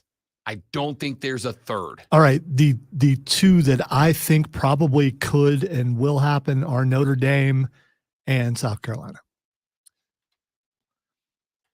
I hope you're right about Florida State. By the way, I just want to point out, I would like to see Clemson lose every single game. I would, because that would mean that the ACC had finally come up to the level that Clemson has been at, or that Clemson has dropped enough to be where, the rising, all that stuff. It would make the ACC better if Clemson were to lose some. I will say that I truly do think that, and I've caught some heat for this. I'll catch some more.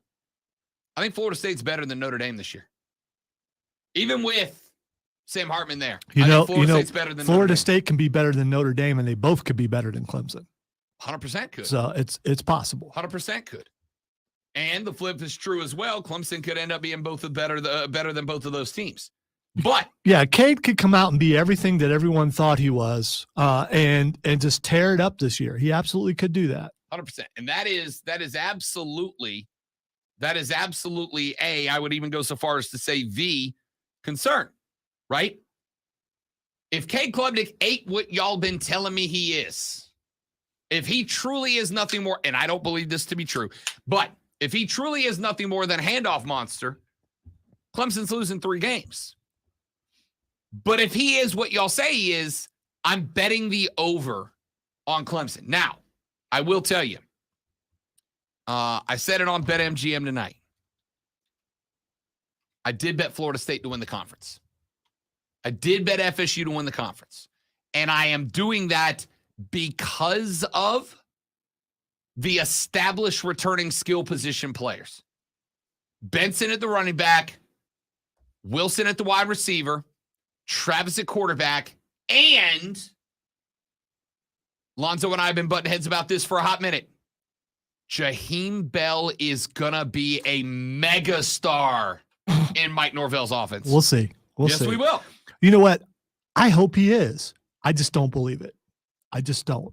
And if he has one bad game, his family is going to get on the internet and cause problems.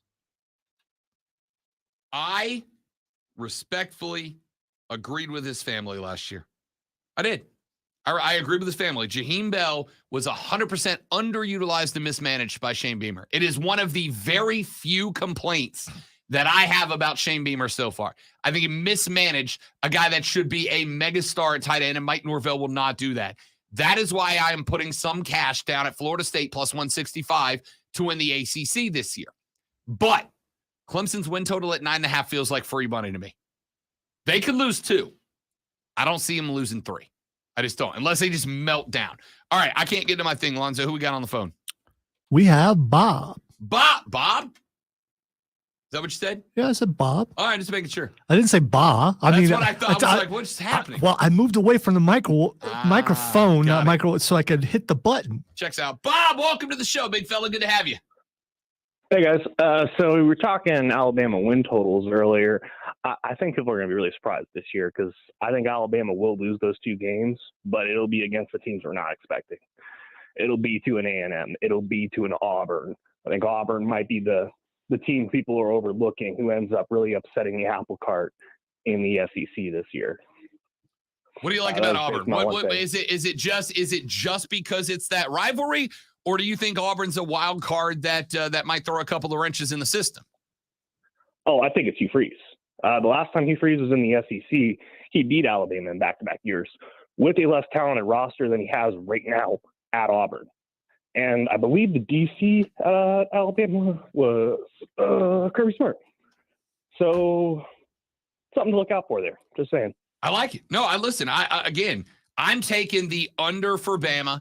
I'm taking the over for Clemson, and I'm more confident in the under for Bama than I am the over for Clemson. Like, I can look at Clemson's schedule and I can pick out 3 games that are very losable. The Florida State game is very losable. The Notre Dame game is losable. The South Carolina game, all 3 of those are games that are indeed very losable. And then I toss in the wild cards, Syracuse, NC State, North Carolina. And I'm still more confident in Alabama going 10-2 than I am Clemson going 9-3 or worse because of what you just mentioned. Auburn is, I agree. They're going to be better under Hugh Freeze, and it's at Auburn. And Auburn right now has kind of been getting shredded and ripped on. What better time for them to jump up? Kind of like South Carolina was last year in Shane Beamer's second year.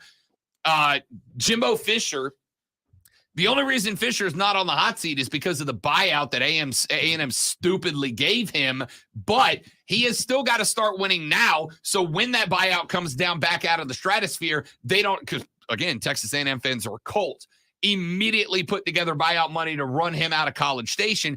There are like 4 games on Bama's schedule, not including LSU and Texas, who can both have the talent to beat that team that could jump up and bite him. And I only need 2 L's out of Bama to hit the under. I feel more confident in that than I do Clemson hitting the over. Well, I will say to A&M's credit, the last time Bama went there, they lost. And that was without, having a competent play caller there. You know, I think that they would really. I think it would shock people because of how bad A&M seemed last year. But A&M was 3-2 in ranked matchups last year, or against ranked teams last year. So they wake up to play the teams who are better than them. But that's about it. You're not wrong, Bob. Appreciate that phone call, man. Thank you very much for checking in. Great to have you on the show. You're welcome anytime. You guys are welcome to check in as well. Phone lines open, 844-326-3663, 844-326-3663, and text us on the carpros.com text line at 71307, 71307. Start your text with FAN, F-A-N, FAN, F-A-N, and we will read them on the radio broadcast. We'd love to have you. Texas said, Rob, really, you have been called out. We know you are betting FSU because, wait for it, you're an FSU fan. So shut your mouth, you thong-wearing fatty. First off, I want to congratulate you on a wrestling. That's a very obscure but phenomenal wrestling reference. I was going to say, that sounds like a wrestling That is The reference, Rock talking to Rikishi. Yeah, okay. So well done, Texter. That's a great. I'm not even offended as a fatty. That's a great reference, and I approve. Let me be clear. As I have told you guys from the day I got here, there's a reason I got upset with Zoe earlier when he brought up the tattoo on my back. I promise you, when I am behind this microphone, I didn't know where it was. Now we all do. that was it. When I am behind this microphone, my fandom does not impact my takes. You want to know why? Because if your fandom impacts your takes, you're not giving your best takes. And I would rather be right and look smart than be wrong. Now, I will also tell you that while I did briefly attend Florida State University, I am a fan of a team that will be playing here on September 30th, the University of West Florida Argonauts, where my degree in broadcasting and journalism came from. So should I apologize whenever I do this because I'm making fun of a certain school? Should I apologize for that? Because okay, you can keep the credible stuff over there. I wear my fandom on my sleeve and will continue to do things like this until they tell me to stop. Lonzo, even if I said yes, you should apologize, would you? No, Exactly. I would not. I will apologize for calling Bob Ba because I really did just say Ba. You did say yeah, Bob. I did. My bad. It's all good. My words ain't working. Look, I am telling you, you're sleeping on Florida State right now, Clemson fans, and that's fine. But I cannot understate to you the fact that there's a Doak Walker Award probably finalist in the backfield. There's a Heisman Trophy probably finalist at quarterback. There's a Biletnikoff finalist at wide receiver. And look, I don't know how much more clear I can make it.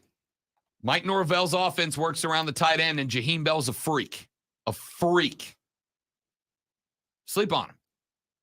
But if I'd have told you at the end of last year that Florida State was going to be 15 pennies short of having the same odds as Clemson to win the division this year, you'd call me nuts. And I did tell you that, and everybody popped off. I told you all off season, FSU is going to have very close to the same odds to win the conference as Clemson next year. And everybody went, oh, you're just a dumb fan, Rob. I'm not.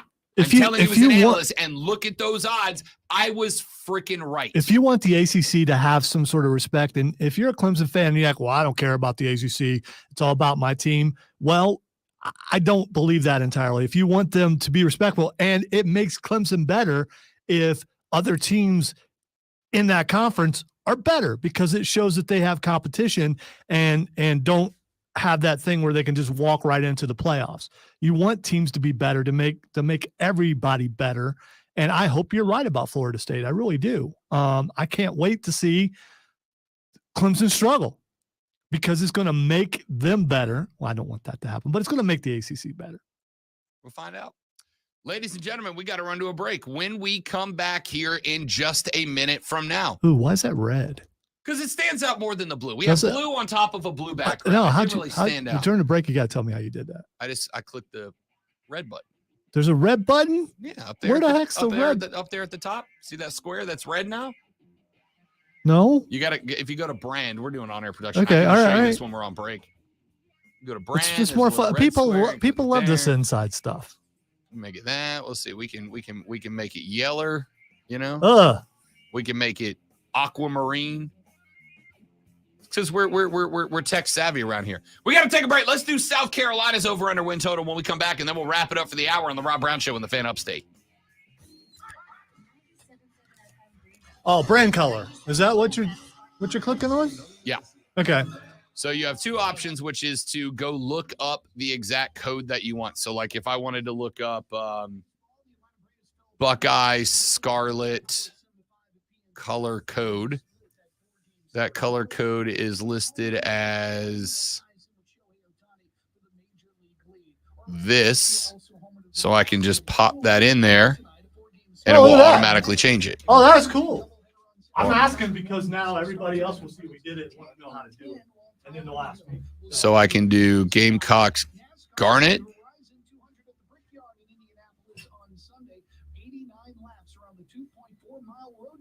I think I can do Garnet. Only 3 more races left before the 10-race playoff. 12 drivers have automatically qualified with wins this year. Here, the Furman Paladins football season opener versus Tennessee Tech. There you go, a little Garnet. Do let's see, we can do Clemson Orange. That'll make Lonzo real happy. Watch that. I'm gonna do Clemson Orange and then leave it there. Don't see if he picks it out. Don't tell him I said it. Don't snitch. Do not snitch when he comes back.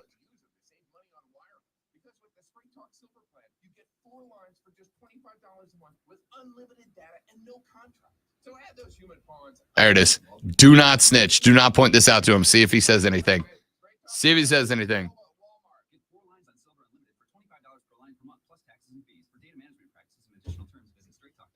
Is that Tennessee Orange? What the world are you doing? Yo, he didn't make it 3 steps in the door.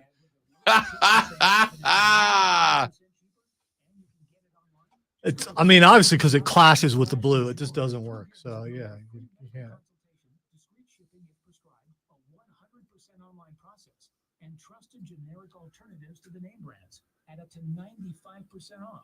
That's right. Get generic for Viagra. Do a little gold. Ingredient as brand name Viagra, but for 95% less. In the end, it's just really what looks the red on there look good because there's enough red in the logo and everything. But that's why I went with red up front.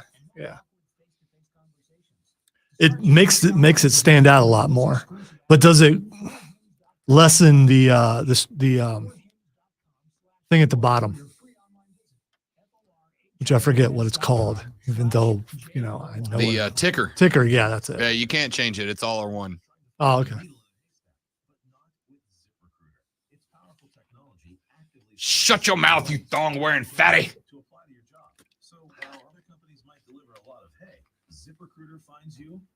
Can't believe The Rock did his own cousin dirty like that. I believe he talked to the Usos. Did he like that? That's their Diddy. We had a conversation about Diddy the other day. Mike Van Diddy? No, people who say Diddy instead of Daddy. Yeah, it's a very Southern thing. I never heard that till I came here. Yeah. And my family lives in Kentucky and West Virginia. I never heard it said there. So I think it's more of a South Carolina thing. It might be. Because my guitarist would talk about his Diddy all the time, and it took me a while to figure out what exactly he was saying. Like, oh, okay, you mean your dad? Okay. They say it however you want to. I don't care. Courtney's mom is very Southern, and that's how she says it. Well, I talked to your Diddy, and I'm like, that what?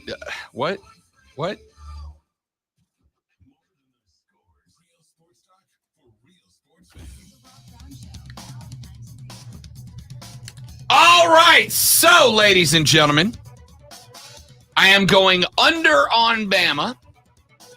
I am going over on Georgia. Georgia's 11.5. They got to go undefeated for that bet to cash, and I'm banking on Georgia going undefeated. So I'm taking the over with Georgia. I'm taking the under 10.5 for Bama. I need them to lose 2. Clemson is set at 9.5. Florida State set at 9.5. despite the fact that one of those teams is going to hand one of the others one of 3 required losses, I'm taking the over win total on both Florida State and Clemson. I'm taking the over win total of 9.5. Now, we come to the South Carolina Gamecocks, Lonzo. Disrespect or not, the number is 6.5. 6.5 is the number that the Gamecocks have to hit for the over to cash. And that's at plus 107. That's at plus money. That's at dog money. That means that Vegas believes the majority of the money is going to come in under 6.5, right? They're trying to tease some folks with the positive odds to bet the over here. Gamecocks ranked 71st in total offense, 89th in total defense last year, put up 259.9 passing yards per game on offense last season, but let's not forget that a huge chunk of that came at the end of the year. That was not a season-long average. That was boosted up there at the very end. Ranked them 41st in FBS. On defense, they ranked 36th, allowing just over 206 passing yards per contest. So let's take a little looky-loo here. Great one. They open with North Carolina. That one's at BOA. You better bet your sweet patootie that will be at that game. All right? Tar Heels open -3. That is considered a neutral site game. I do suspect that North Carolina is going to catch maybe a point to a 1.5 for this being in North Carolina. I think the Gamecocks will travel well for that. We'll find out. They got Furman after that. Then they're at Georgia. That's an L. All right? That's an L. Mississippi State, they're at Tennessee. Respectfully, that's an L. I know you sniped them last year. Neyland Stadium, unless Tennessee melts down in the first 4 weeks of the season, Neyland Stadium might be the most difficult place to play in the SEC this year. Dead serious. Just because of the song. It's pretty annoying, but it's no. Come on. I'm so glad that you still haven't learned the words to that song because, I mean, you don't, yeah. It could be. Something, corn on Rocky Top, and also some whiskey. Yeah, I think you're right. That's how it goes. I think yeah. Rocky Top, you will always be number 2 in the SEC. Okay, that's enough of that. Or 4 or 5, but they're up and coming. So I mean, you know, they're I don't know when they're going to get there, but they're on their way, ladies and gentlemen. I'm going 3-2 through the first 3. I'm going 2 and 3 through the first 3. I think there's an L to North Carolina. I think there's an L to Georgia. I think there's an L to Tennessee. The question mark is September 23rd. I only heard one loss in there, and that was to Georgia. That's fine. I'm telling you they're losing at Tennessee, too. Tennessee's better at most positions. No. Okay. We may or may not bring Bubak's bets back. We'll see. Florida can be a win. Missouri's a win. I'm going to go ahead and give you the win at Texas A&M. Jacksonville State's a win. Vandy's a win. Kentucky's a win. It literally the over-under. I'm taking the over for South Carolina, but it may very well come down to the Clemson game, right? I'll take an L against North Carolina. I'll take an L against Georgia. I'll take an L against Tennessee. That means they got 2 more to play with in games they should win. 3 if they beat Clemson. So I'm going to go the over. Even if I am pessimistic for South Carolina, let's be pessimistic. Lonzo, I want you to take the schedule as pessimistically as possible. Lost to Carolina, lost to Georgia, lost to State, lost to Tennessee, lost to A&M. That's the most pessimistic I can be, and Clemson determines if they hit the over-under. I can't be pessimistic. We don't have time. Let's take a break. We're back after this. I'm Rob. He's Lonzo. This is the Rob Brown Show. Ladies and gentlemen, this is the Phantom State. You just keep that negativity on your side. I am sunshine. Sunshine. All right, y'all hit the restroom, bro. So, Joe, did you have your color? I don't know. Vandalism in Tennessee? That's hard to believe.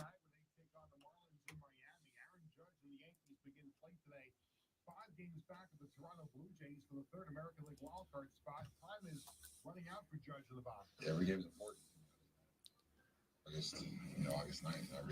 When this show is over today, I'm going to refrain from just speaking until about 9 o'clock tomorrow night. First pitch in Miami tonight, 6:40 Eastern Time. Also from baseball, Jose Bautista will sign a one-day contract, and he will retire as a Blue Jay. 4 more Iowa State football players, along with 3 more members of the Iowa football program, have been charged in the state's investigation into sports gambling. It's alleged several players bet on games they played in. And Jordan Spieth has the lead after 1 round of the Senior Championship. He's 7 under, 1 shot better than Tom Kim. I'm Peter Schwartz. Hey, it's DA. Be sure to listen to CBS Sports Radio at home. Ask Alexa to play CBS Sports Radio.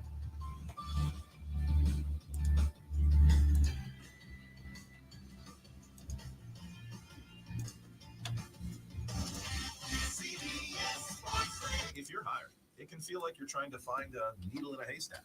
You can hope the right person comes along, or you can just use ZipRecruiter.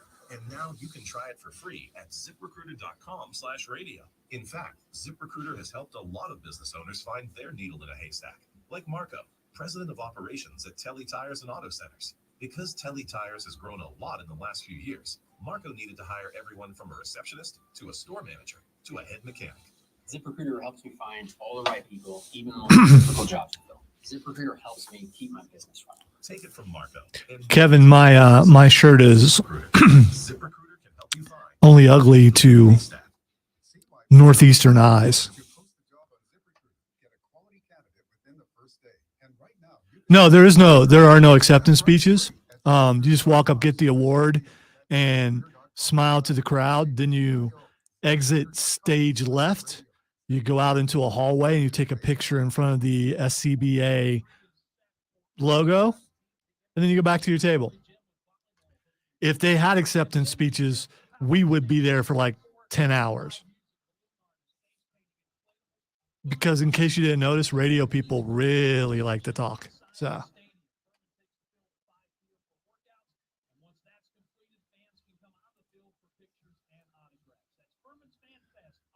but it is akin to that feeling you feel right before you go out to play in a game, if you're on a sports team, or go on a stage right before you're ready to perform. It's the same sort of thing. It's just, you shouldn't be nervous about this, but you are. And I've learned some other people in the building are extremely nervous about it, people you never thought would be. And there are people who play cool on the air. They're sitting on their hands waiting to see if their name gets called first or not. Because if your name gets called first, you're second. And there's that anticipation right up until that point. They're getting ready to say the name. And then it's just like, and when you're going up against someone else in your station, which we've done before, then you got to worry about your body language because you don't want to hurt anyone's feelings.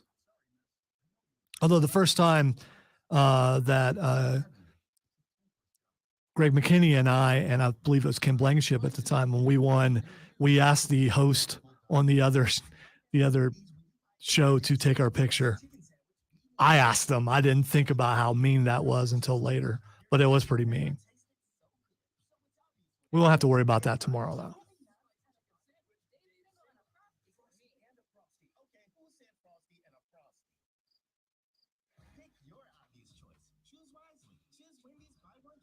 I think one of the coolest things is walking in and looking over and seeing all the TV people that you see on TV actually out in public, and you know that they're not AI. They're actually real people. Sort of. I did not know that.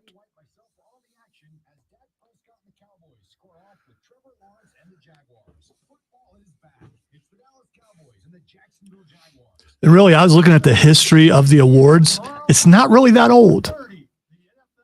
It started out, there was only a few awards, and they expand every year.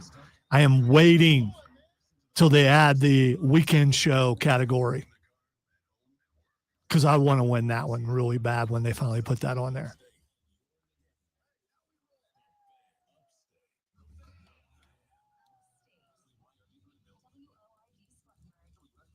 I don't think we've talked enough about how Rob is going to win the Sportscaster of the Year award, though.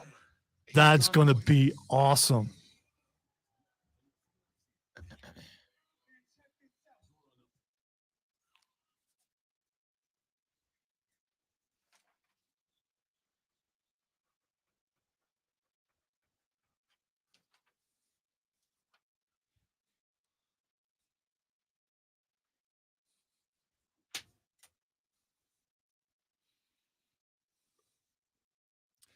And away we go. The third, the final, the best of money hour. The Rob Brown Show starts now. The final hour of broadcasting for the week.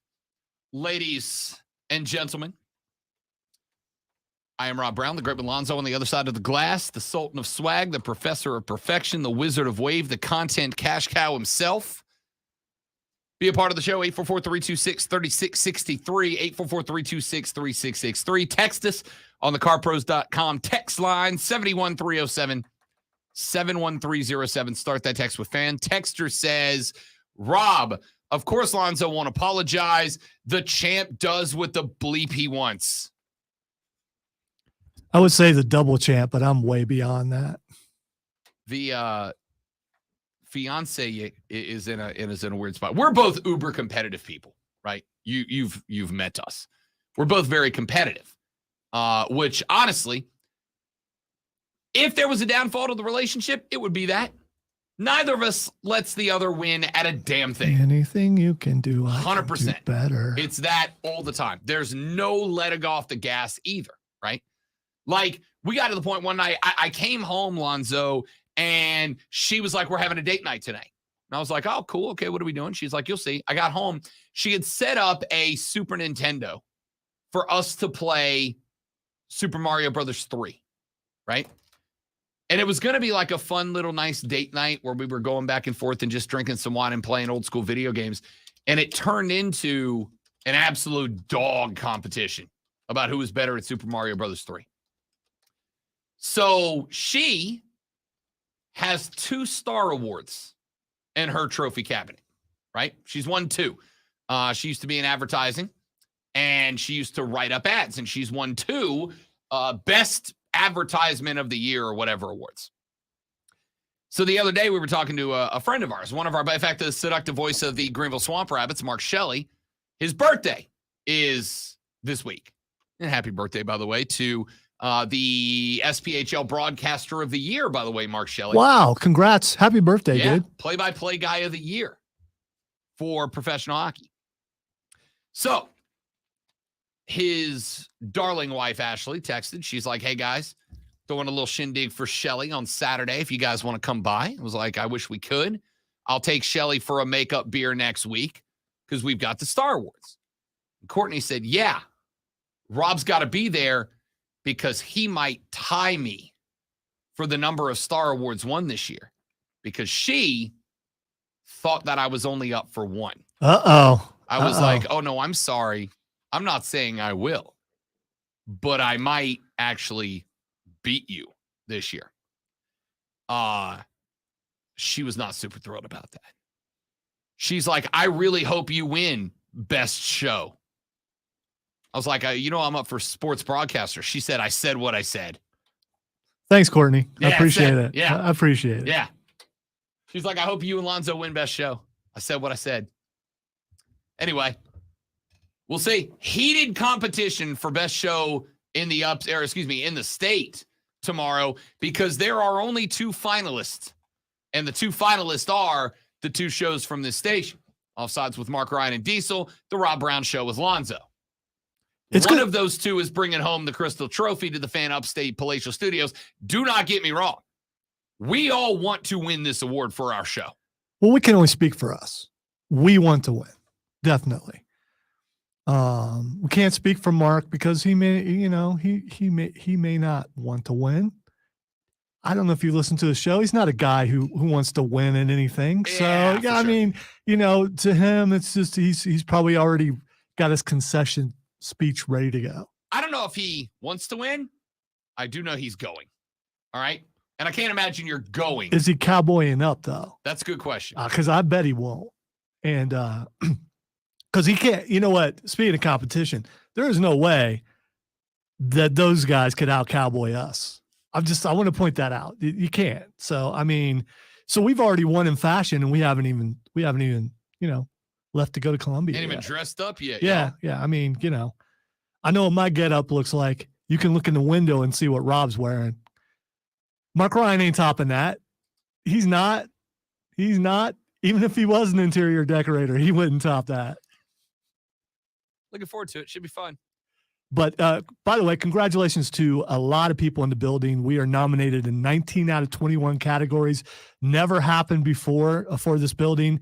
Cannot wait to celebrate with a ton of wins. And we'll. I don't know if we have enough people going to carry all the trophies we're bringing back. So it's going to be cool. Well, we're gonna be filling the Bronco up, Jack. Yeah. Can't so wait. We always take that picture at the end where everyone has to hold trophies. Someone's going to have to hold like 3 or 4. Oh, it's gonna be a good time, man. Gonna be a good time. All right. We've been doing a lot of college football betting today because it's about that time, right? You got to kind of start locking in now. How about this, Lonzo? This shocked me a little bit. I went and looked at the bets for outright national championship winner. Okay? This is outright national championship winner. Georgia is, of course, your odds-on favorite. They are plus 220. Alabama is second at plus 600. Ohio State is plus 650. Bama has shorter odds to win the Natty outright than Ohio State does. Still feeling comfortable about that bet? Yeah, no, I really do. I think Bama is a legacy team to Vegas.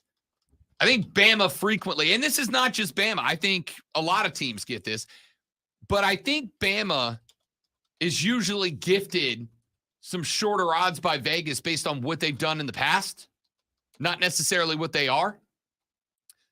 Bama having shorter odds than Ohio State, not much. Bama 6-1, Ohio State 6.5-1. But Bama having shorter odds than Ohio State kind of shocks me. Now, the initial reaction I had was like, well, Ohio State does have Michigan in the regular season. And Alabama does not have Georgia. And there is a better than average chance that Alabama catches Georgia in the SEC championship, and Ohio State, Michigan play a couple times. Hot seat, man. Hot seat. Maybe it's factoring in. They know that Ryan Day has to win this game. I genuinely wonder. Like, you have made light of that. Oh, I haven't made light of it. I'm not making light of it at all. That's not the right phrase. You're right. I make light of it. I brought it to your attention. My attention as a legitimate, real, this could be a problem thing. Ohio State's got Notre Dame out of the gate. Marcus Freeman's team is not ready for the Buckeyes. They're getting better, and they will be good this year. But I think Ohio State's deep, right?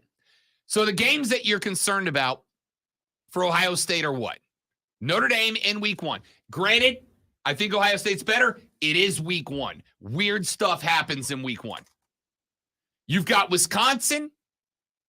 Are we worried about Wisconsin yet? No, not worried about Wisconsin. I mean, Luke Fickell's there. I like him. Yeah. But they ain't there yet. When Luke Fickell was over Ohio State, that's the last time they had a record that was less than 10. Yeah. Are we worried about Michigan State on the road? No. Not particularly.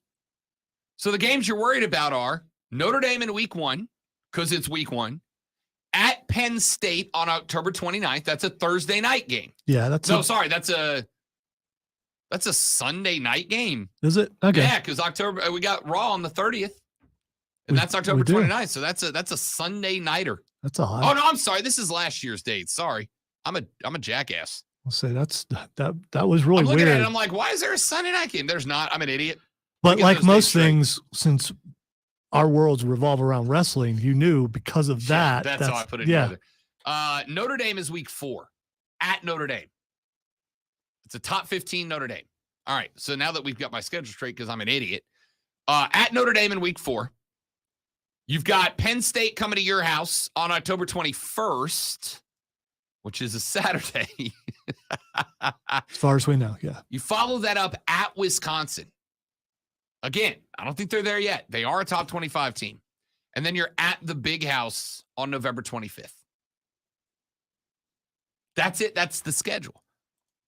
I look at Alabama with Texas, with Ole Miss, with Tennessee, with LSU. If Wisconsin's a threat to Ohio State, Kentucky's a threat to Alabama, right? They're ranked ahead of Wisconsin. And then at Auburn, I don't understand Alabama having shorter odds than Ohio State. Not dramatically, but a little bit. Now let's skip down just a little bit. Lonzo, I've been told all year, look out, Michigan's got Ohio State's number. Michigan has longer odds than Ohio State. They are 7-1. Ohio State 6.5-1. But I'm fine with that because that game's getting played. How about this? LSU plus 950. Then there's a big drop-off down to USC, who are 15-1. That will be the Southern Cal version. They are 15-1. And then the next two schools, Lonzo. Clemson is 17-1. Florida State is 16-1. Florida State has shorter national championship odds than Clemson does. So Vegas, like you, believes that Florida State is legit this year. Yep. And again, I told you guys this at the beginning of the offseason, and everybody started, oh, you're just, that's because you're from Florida, Rob. Well, they sounded just like that, too. I heard them. There's not a more impartial group of people than people setting the Vegas odds lines. And they've got I thought you were FSU going at to say shorter odds than people Clemson. from Florida were the most No, impartial not at people. all. Yeah. We have Gainesville. No. Then everybody moves there from somewhere else. So, I mean, Nobody moves to Gainesville. Everybody leaves Gainesville. What's wrong with Gainesville? Is it as bad as Jacksonville?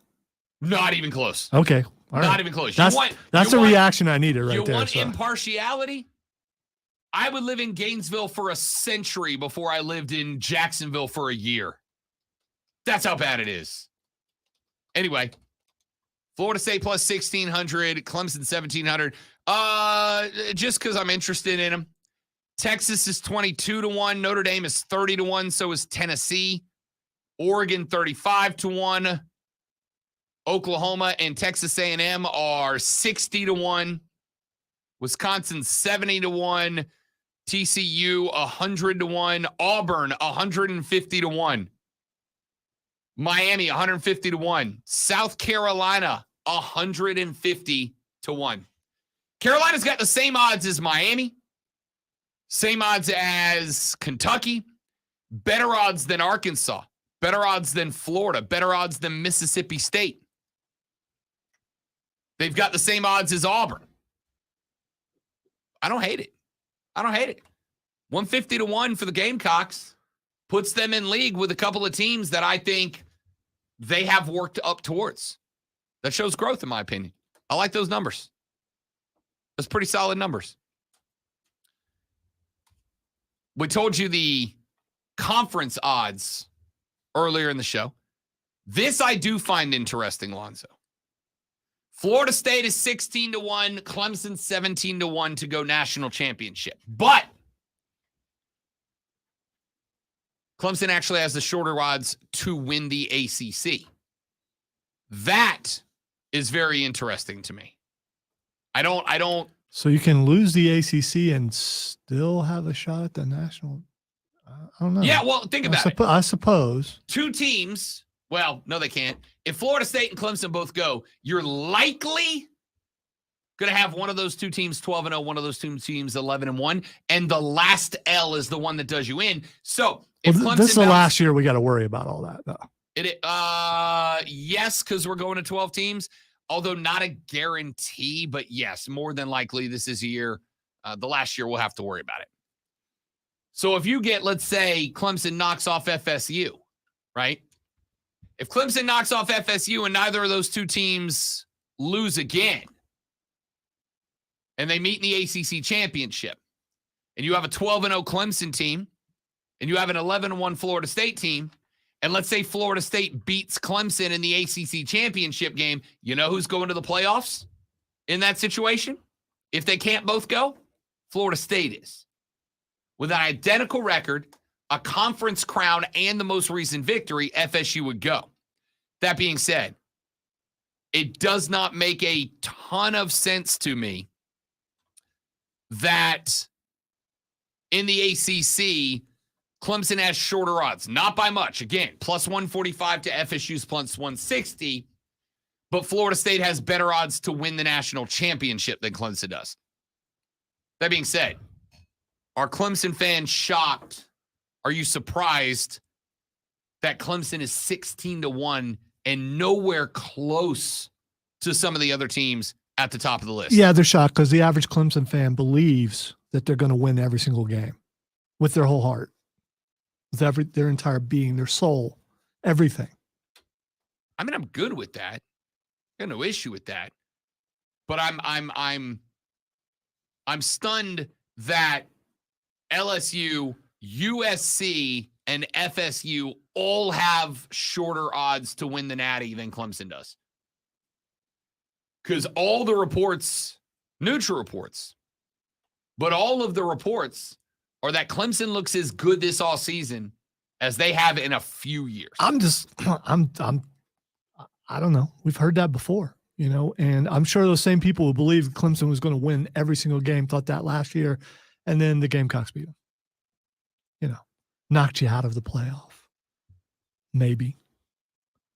It's fair. That's fair. Okay. Texter said Florida boys can't cowboy up. Well, I'm not a Florida boy, so. Yeah, no, I am. No, they meant you and Mark. You're you and Mark. Yeah. You guys are Florida boys. Yeah. You're wrong, my dude. You're just wrong. Specifically the Florida Panhandle. If Florida boys can't cowboy up, I think an Ohio boy probably can't either. So, I mean, we'll see. I bet I look just as much cowboy as anybody else there. We're going to find out. Yeah, I don't know. Those numbers are interesting. I am being told by a texter, UNC Chris said, Mark is so competitive that he took his shirt off on the live stream yesterday. What the hell did we miss? What did I miss? This wasn't a Farmer Fred moment, was it? Was this like a meltdown? Was he trying to prove something? What did I miss here? Why was Mark going Magic Mike on the stream? Did he and Diesel have a swole off? Yeah, was this like a yeah, they were flexing. Yeah. You know what? I can guarantee you that you couldn't pay me to go back and look at it, but if I'll take your word for it. Yeah, Chris, what was the reason here? I'm very curious. Not curious enough to go look. He'll do anything to get them views, man. I guess, man. I guess. It's not happening here. Maybe they were playing shirts and skins. I mean, who knows? Playing what? I don't know. Yeah, I took my basketball hoop home. Playing what shirts and skins? All right. Let's see. For every 10 concurrent users, Mark had to unbutton a button on his shirt. It's like for every 10 viewers, he had to told you button. It was for views. It was views. So he stripped for views. Come on, dude. Come on. For every 10 YouTube viewers, he would remove a button from his shirt. Did this get you more money? What did you get out of this? No, listen, for the record. We want more views, absolutely. Hang on here. Yeah. For the record, I am 100% in favor of you guys watching all the content from the Fan Upstate on YouTube that we can. But you're telling me Mark Ryan said, I will take my shirt off if you watch, and you guys went for that. And so you guys would have had to tell other people, hey, look at this. So he'll unbutton another button. So this can't happen unless the people who are watching helped him out.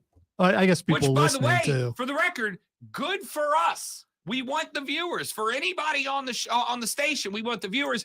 But you're telling me he said for every 10 I undo the button, and you guys went to see that? I thought solicitation was illegal, but maybe I don't understand the meaning of that word. Interesting. Wouldn't that be playola plugola? Unless, I don't know. What's the benefit to the watcher? Yeah. There's got to be a benefit. Yeah. What's the benefit? I don't know.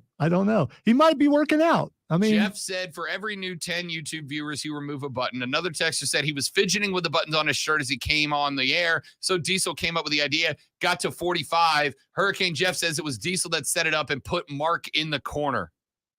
All right. Well, there you go. It's rumored he even called his wife to see if it was okay to do that. Listen, thank you, Diesel.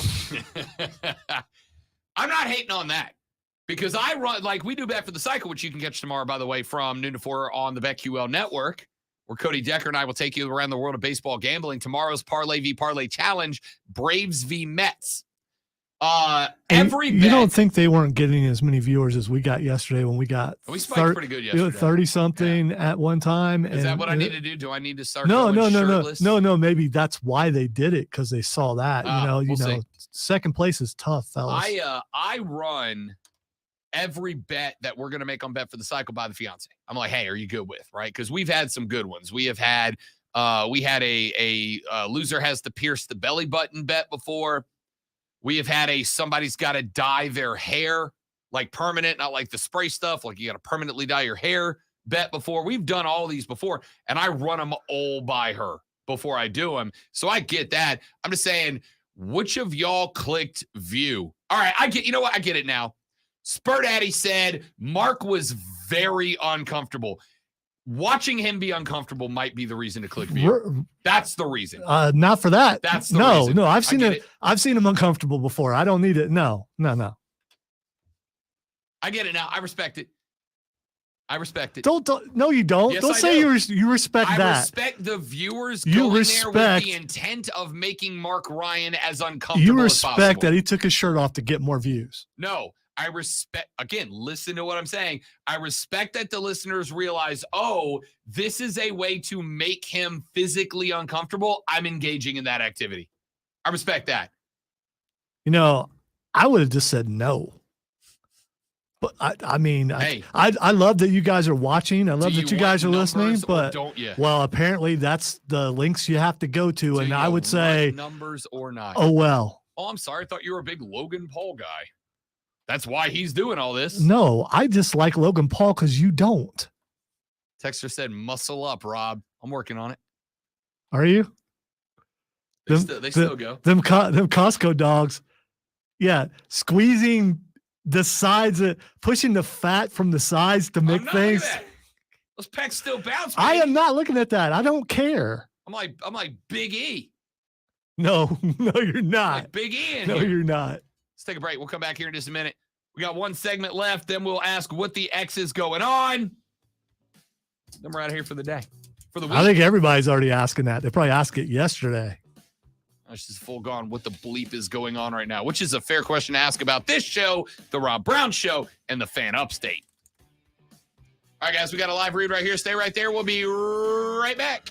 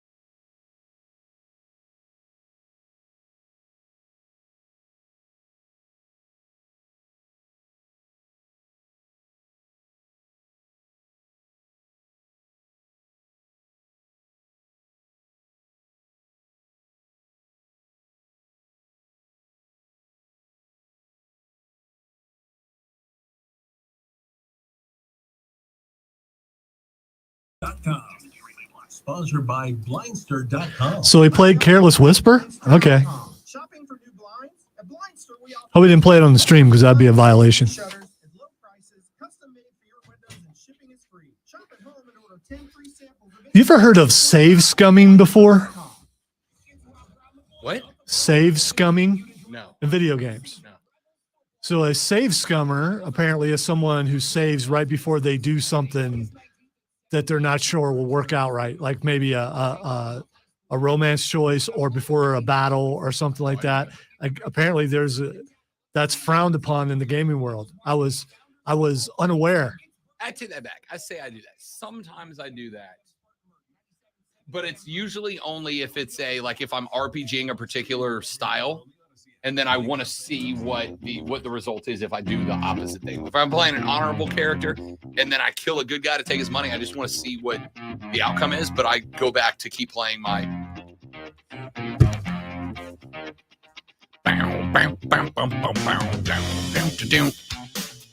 The Rob Brown Show back on your radio. It is the Fan Upstate. Rob and Lonzo and you, 844-326-3663.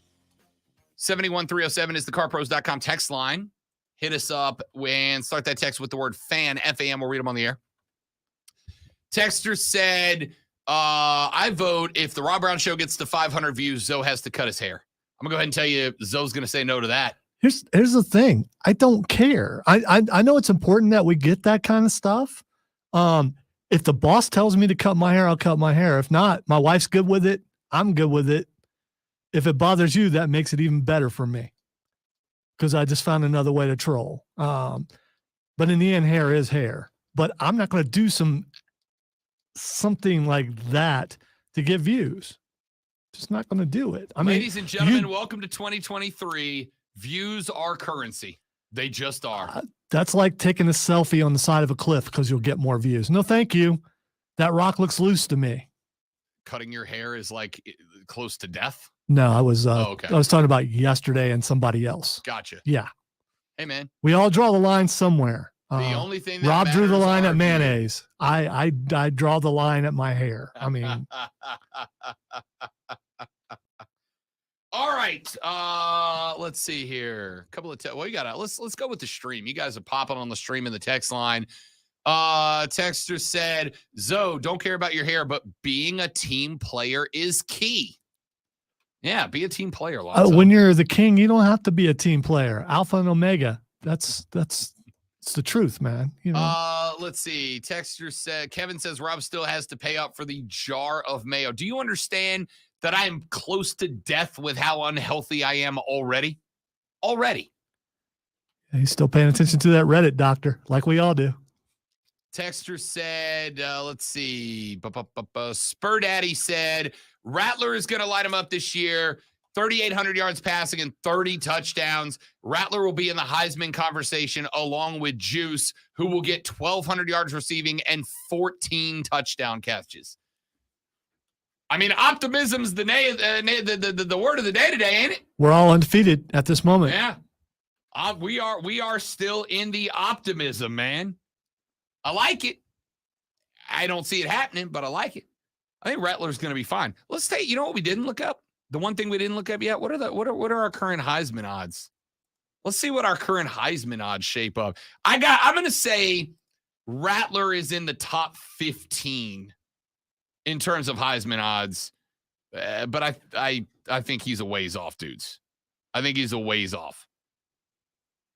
I'm going to say Heisman odds. Caleb Williams is obviously your leader right now. I'm going to say in the Heisman odds, Jordan Travis is in the top 5. I'm going to say Jaden Daniels from LSU is in the top 5. I'm going to go on a limb. I'm going to say Drake May's in the top 5 from Carolina. I said that early in the show. I'll stick with it. All right, let's see here. Heisman Trophy winner futures. Here you go. Here's your Heisman Trophy winner futures. Caleb Williams is 5-1 to repeat. He is your shortest odds to win the Heisman at 5-1.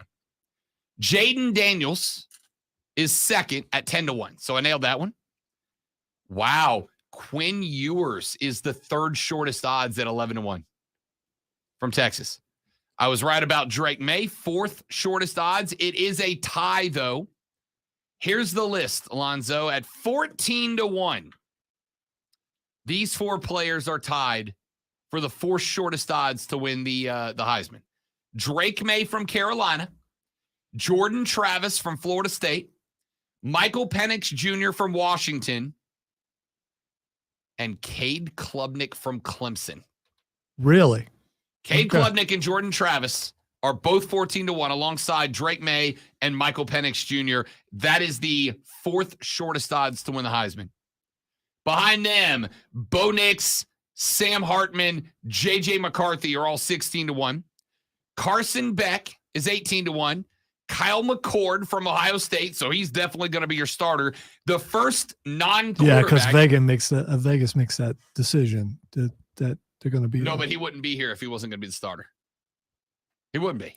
So there's not a Manning on that list? No. Okay, all right. Or at least not anywhere that I've seen without having to scroll all the way to the bottom. Okay, because it just wouldn't shock me if there isn't one on that list. So at 20-1, Kyle McCord and Alonzo, Marvin Harrison Jr., your first non-quarterback Heisman odds. Wouldn't you think out of all those, and I get that he plays for a team that I just happen to, like, all that, the hype is real for Marvin Harrison Jr. If he stays healthy this year. Oh, the hype's way there. Yeah. What was it last year? One of the NFL coaches last year said if Harrison was available to be drafted last year, he'd have been the first receiver off the board. I got to tell you, I don't hate throwing some scratch at Marvin Harrison Jr. You know what? He might have been number 1. Chicago may have not have traded. They may have went, yep, we want him. Yeah, you're not wrong. Marvin Harrison Jr. at 20-1 might be worth some scratch, honestly. Now, the only problem you're going to bump into here is if Marvin Harrison Jr. has a Heisman caliber season at receiver, Kyle McCord probably had one at quarterback too. That's a good point. Unless it's a lot of short passes, but we know that's not going to be the case. So Harrison Jr. only gets that if he goes full yak daddy. Doesn't mean they both couldn't be there in New York. I'd love to have it. Oh, I definitely would love to see that.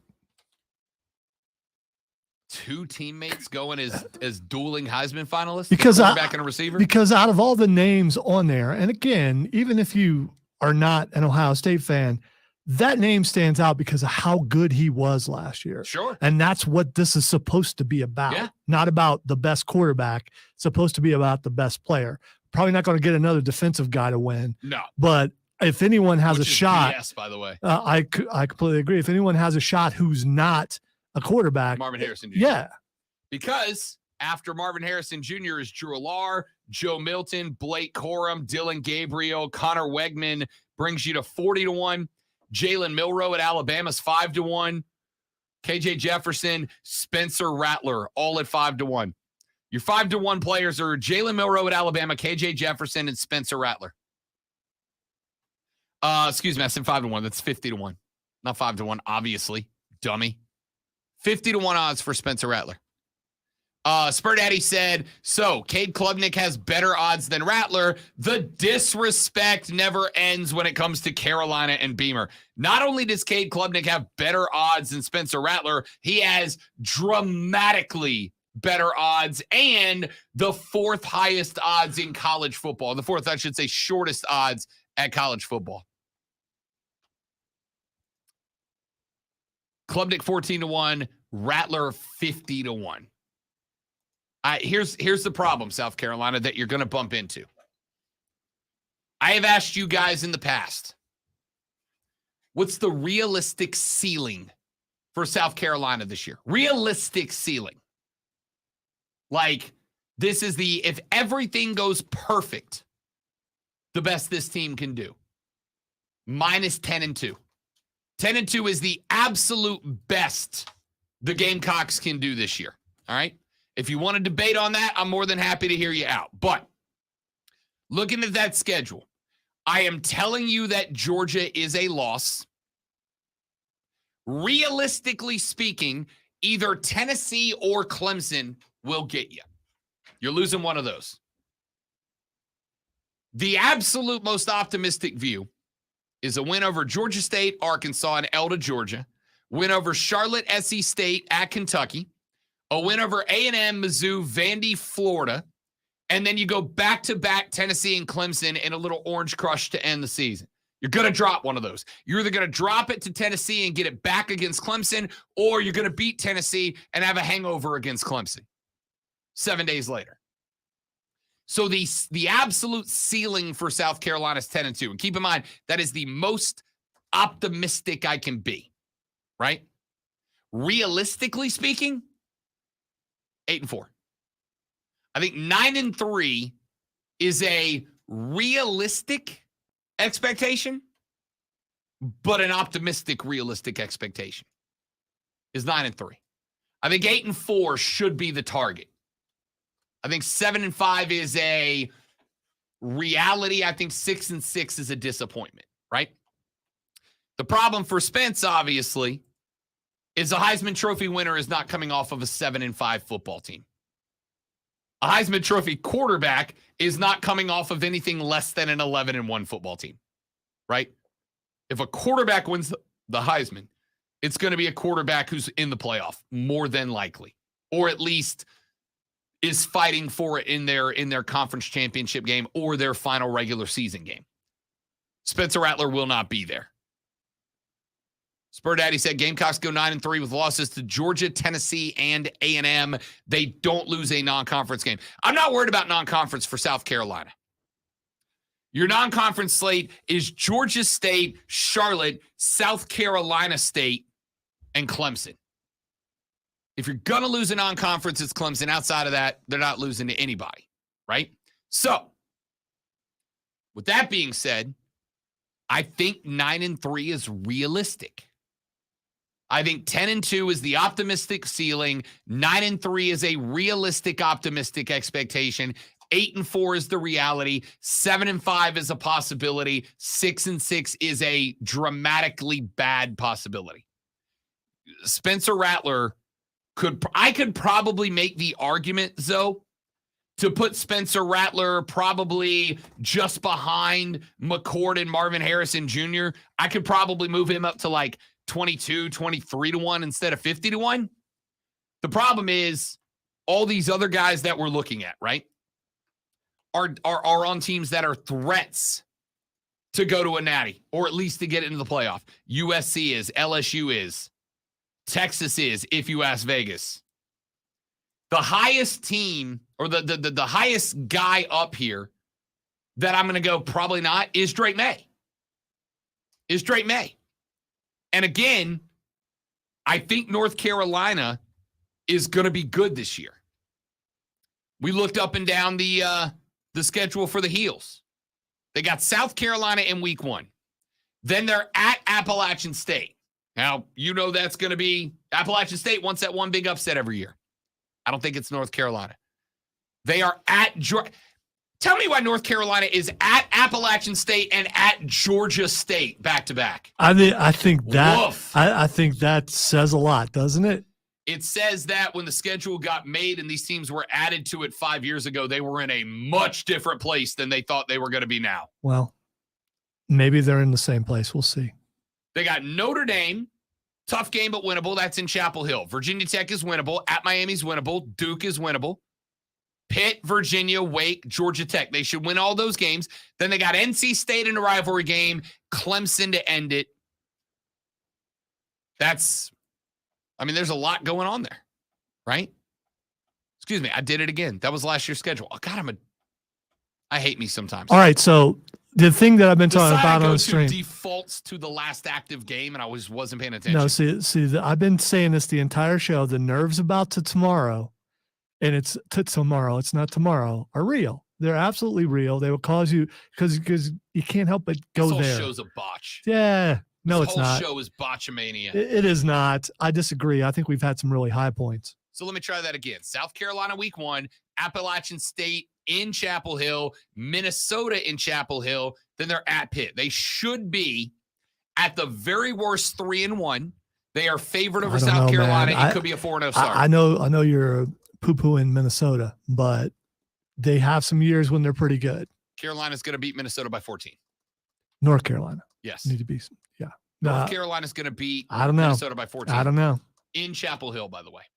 So what's that mean, really? They got Syracuse coming to the house. They got Miami coming to the house. They got Virginia coming to the house. They got to go to Georgia Tech. Then they play everybody's favorite, the Campbell Camels. That one's going to be at home. Then it's Duke in the rivalry game at Clemson. That's an L at NC State. They are good enough to win that game, but NC State's a tough place to play at Carter Finley sometimes. Carolina is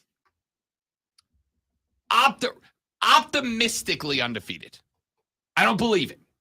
Optimistic. Just like South Carolina's ceiling optimistically is 10-2, the optimistic ceiling for North Carolina is undefeated. 11-1 is an optimistic reality. 10-2 is a realistic reality. 9-3 or below is a disappointment. Where am I right now?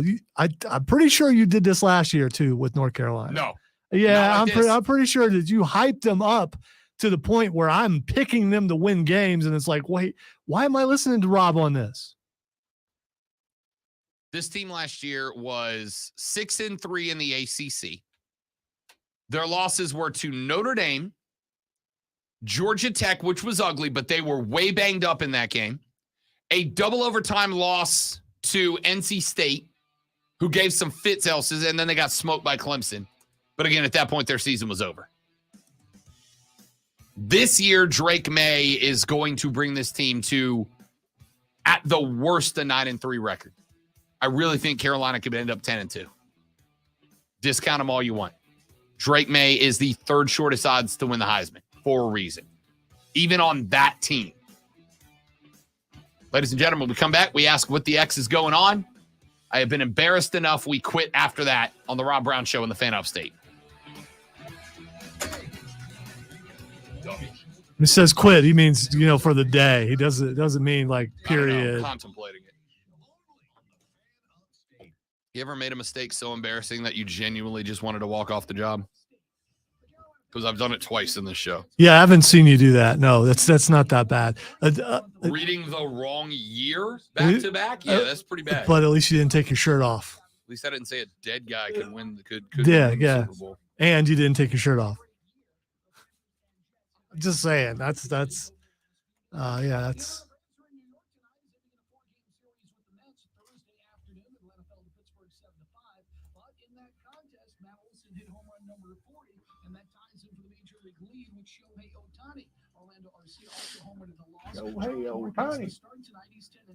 Tyler McGill will go for the Mets. He is 6-5.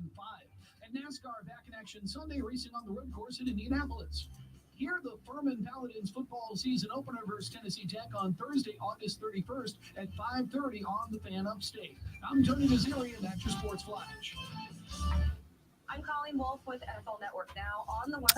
Yes, Matt Chatter. Bryce is not only playing, Bryce is getting the start.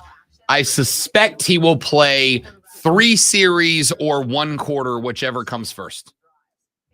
Whatever ends first, 3 series or 1 period. One period, 1 quarter. I got hockey on the brain. 1 quarter.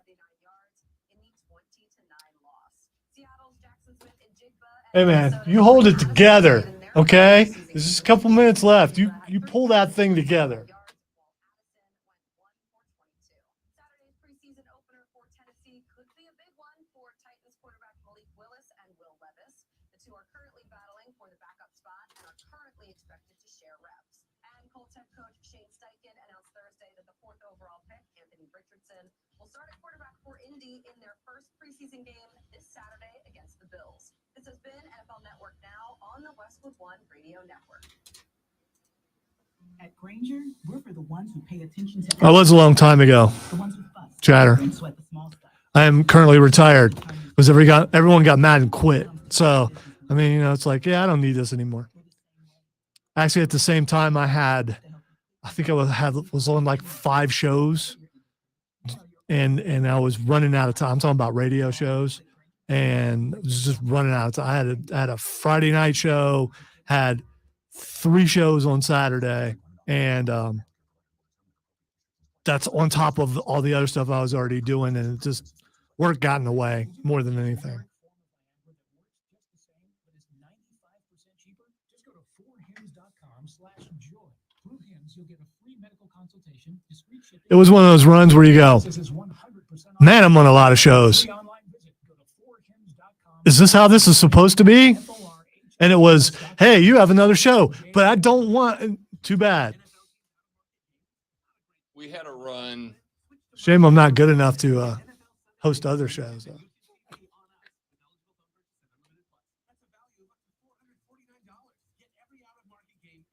We had a run in the band at one point where we had 3 months where we did not have a Friday or Saturday off. We were playing every Friday and Saturday for 3 months. And we got to the end of that, and it was the only time that I was like, I don't think I'm going to do this anymore. And then we took a month and a half, 2 month break, and then I was ready to get back to it. But at the end of that 2 months, I was about to quit the band. Oh, would you look? All of a sudden, Elon's having health issues, so he just wants to debate Zuckerberg. Stop it! Oh. Stop all your anger, man. I don't think that about anybody. You're happy that someone's having health issues.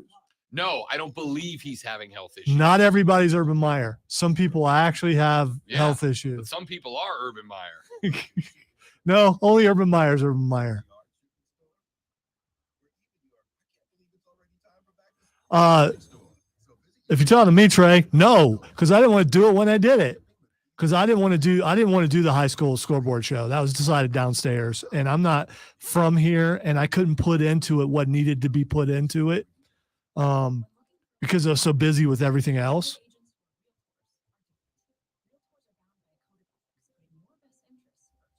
Yep, that's me. I'm perpetually a rerun. Thank you, Kevin.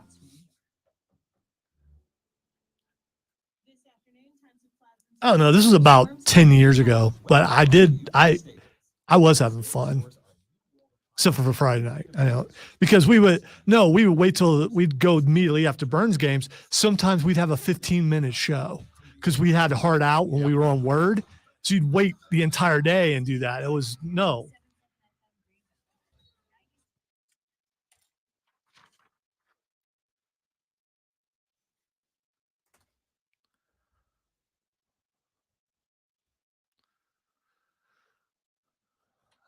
All right, time to ask Rob what the X is going on. The first thing is Hulk Hogan. It is Terry's 70th birthday today. And of course, as always, X is divided right down the middle, with half the people wishing him a happy birthday because how influential he was, and with half the people pointing out that for long stretches of his life, he's been a pretty bad person because we are not allowed to agree on anything. But Terry is 70 today, brother. And I don't. Do you want to look like that when you're 70? I want more hair, obviously, but he still appears to be, even with the hip replacements and all that kind of stuff. I'll give you a pick, Lonzo. You can be in Hulk Hogan's shape with Hulk Hogan's hair, or your shape with your hair. Oh, I'm going me every day for that. Yeah, I mean, it's already receding a little bit, but not to that level. I respect that. All right, the next thing that's Xing yo is Chelsea Green. So Chelsea Green, who was one half of the WWE Women's Tag Team Champions, but is not now because my homie Sonya Deville popped a ligament in the knee, so they're going to have to give up the belts. Sonya Deville is out. Chelsea Green doing whatever she can to keep the belts, including putting up a request on X for people to send her demo tapes. Excuse me, did you say Twix? X? To be her new tag team partner. She's like, send me a video, show me your stuff, and give me a reason I can take advantage of to keep my belts. I love Chelsea. All right. There's already been a couple of videos submitted. This is why she's Xing. The first one that I saw was R-Truth. And then I just saw one from James Ellsworth. Sweet chin music. Sorry. No chin music. I'm here for it. I think this is a great move. The question is, did creative come up with this, or did she come up with it? I got to believe that she came up with this. I don't care. I love it. It's brilliant. This is the kind of stuff you do to make wrestling fun again. Or maybe she's married to Cardona, isn't she? Yes, I believe that is correct. So that sounds like something he would come up with. I believe that is correct. All right, so we don't have anything else because I wanted to make sure that we had enough time to talk about your next sports broadcaster of the year, Rob Brown, because he doesn't talk about this enough, and he needs to.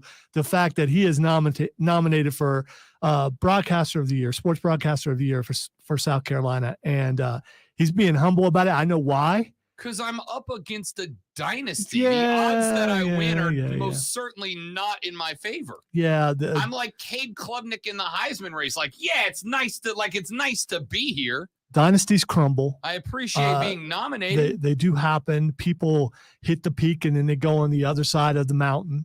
And I'm not saying that the guy that you're going up against is doing that, but I'm not saying he's not. And it is your time to shine, Rob Brown, and I cannot wait to be there to share that moment with you. When you hear his name called first, and you look at me and you have that smile, and then you put your head down because tears are in your eyes. You're not wearing glasses, and someone has to lead you up to the stage because you said Cowboys don't wear glasses. I will tell you with all sincerity, I am genuinely humbled to be nominated. I appreciate that nomination. It means the world to me. There's only one award I'm nervous about. There's only one. If you ask me which one of those two would I rather win, I'd rather us get more crystal. It's that simple. All right. I want us both to win, and I want you to win twice. Ladies and gentlemen, thank you guys for hanging out with us all week long. I apologize for the last hour, but hey, it's Friday. What do you want? We're back on Monday? Yeah, Monday. That's right. It's not a holiday that I'm aware of. It should be after we win. Yeah, I'm going to the Braves game Monday, and so I'm like, am I off? No, I'm not off Monday. I'm just being dumb. Anyway, have a great weekend. Don't drink and drive. I'll punch you in the face. We will see you back here Monday, one way or the other. He's Lonzo. I'm Rob. This is the Rob Brown Show. This is the Fan Upstate. Later. Yeah.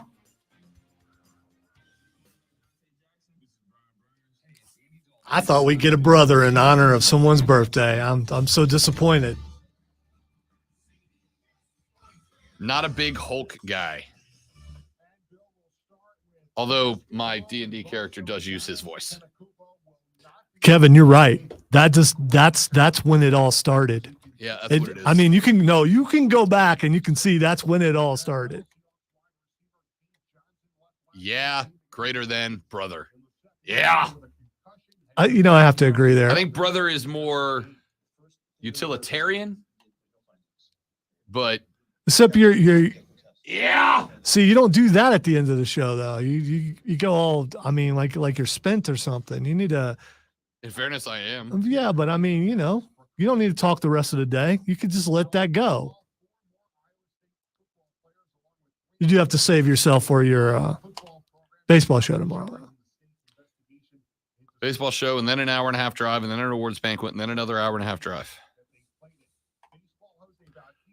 Well, I mean, you don't have to go tomorrow if you don't want to.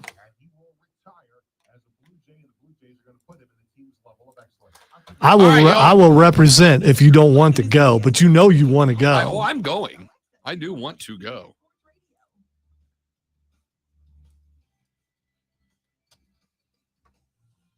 I just can't wait to take the album cover for Rob's hat. Yeah. It's going to be awesome. I have an idea for the Mean Hombre video, by the way. It's just Rob looking at the camera going, Mean Hombre. Exactly. See, you already knew what I wanted. What else are you going to do, man? All right, you guys are awesome. Thanks for hanging out. I appreciate y'all interacting. Yeah, Steven's helping you out there. Thank you, Steven, because I would have forgot. Yeah. It's just right over there. I'm going to grab it now before I even walk to the other room. All right, guys, thanks for watching. We'll see you all Monday. Have a good weekend. Goodbye.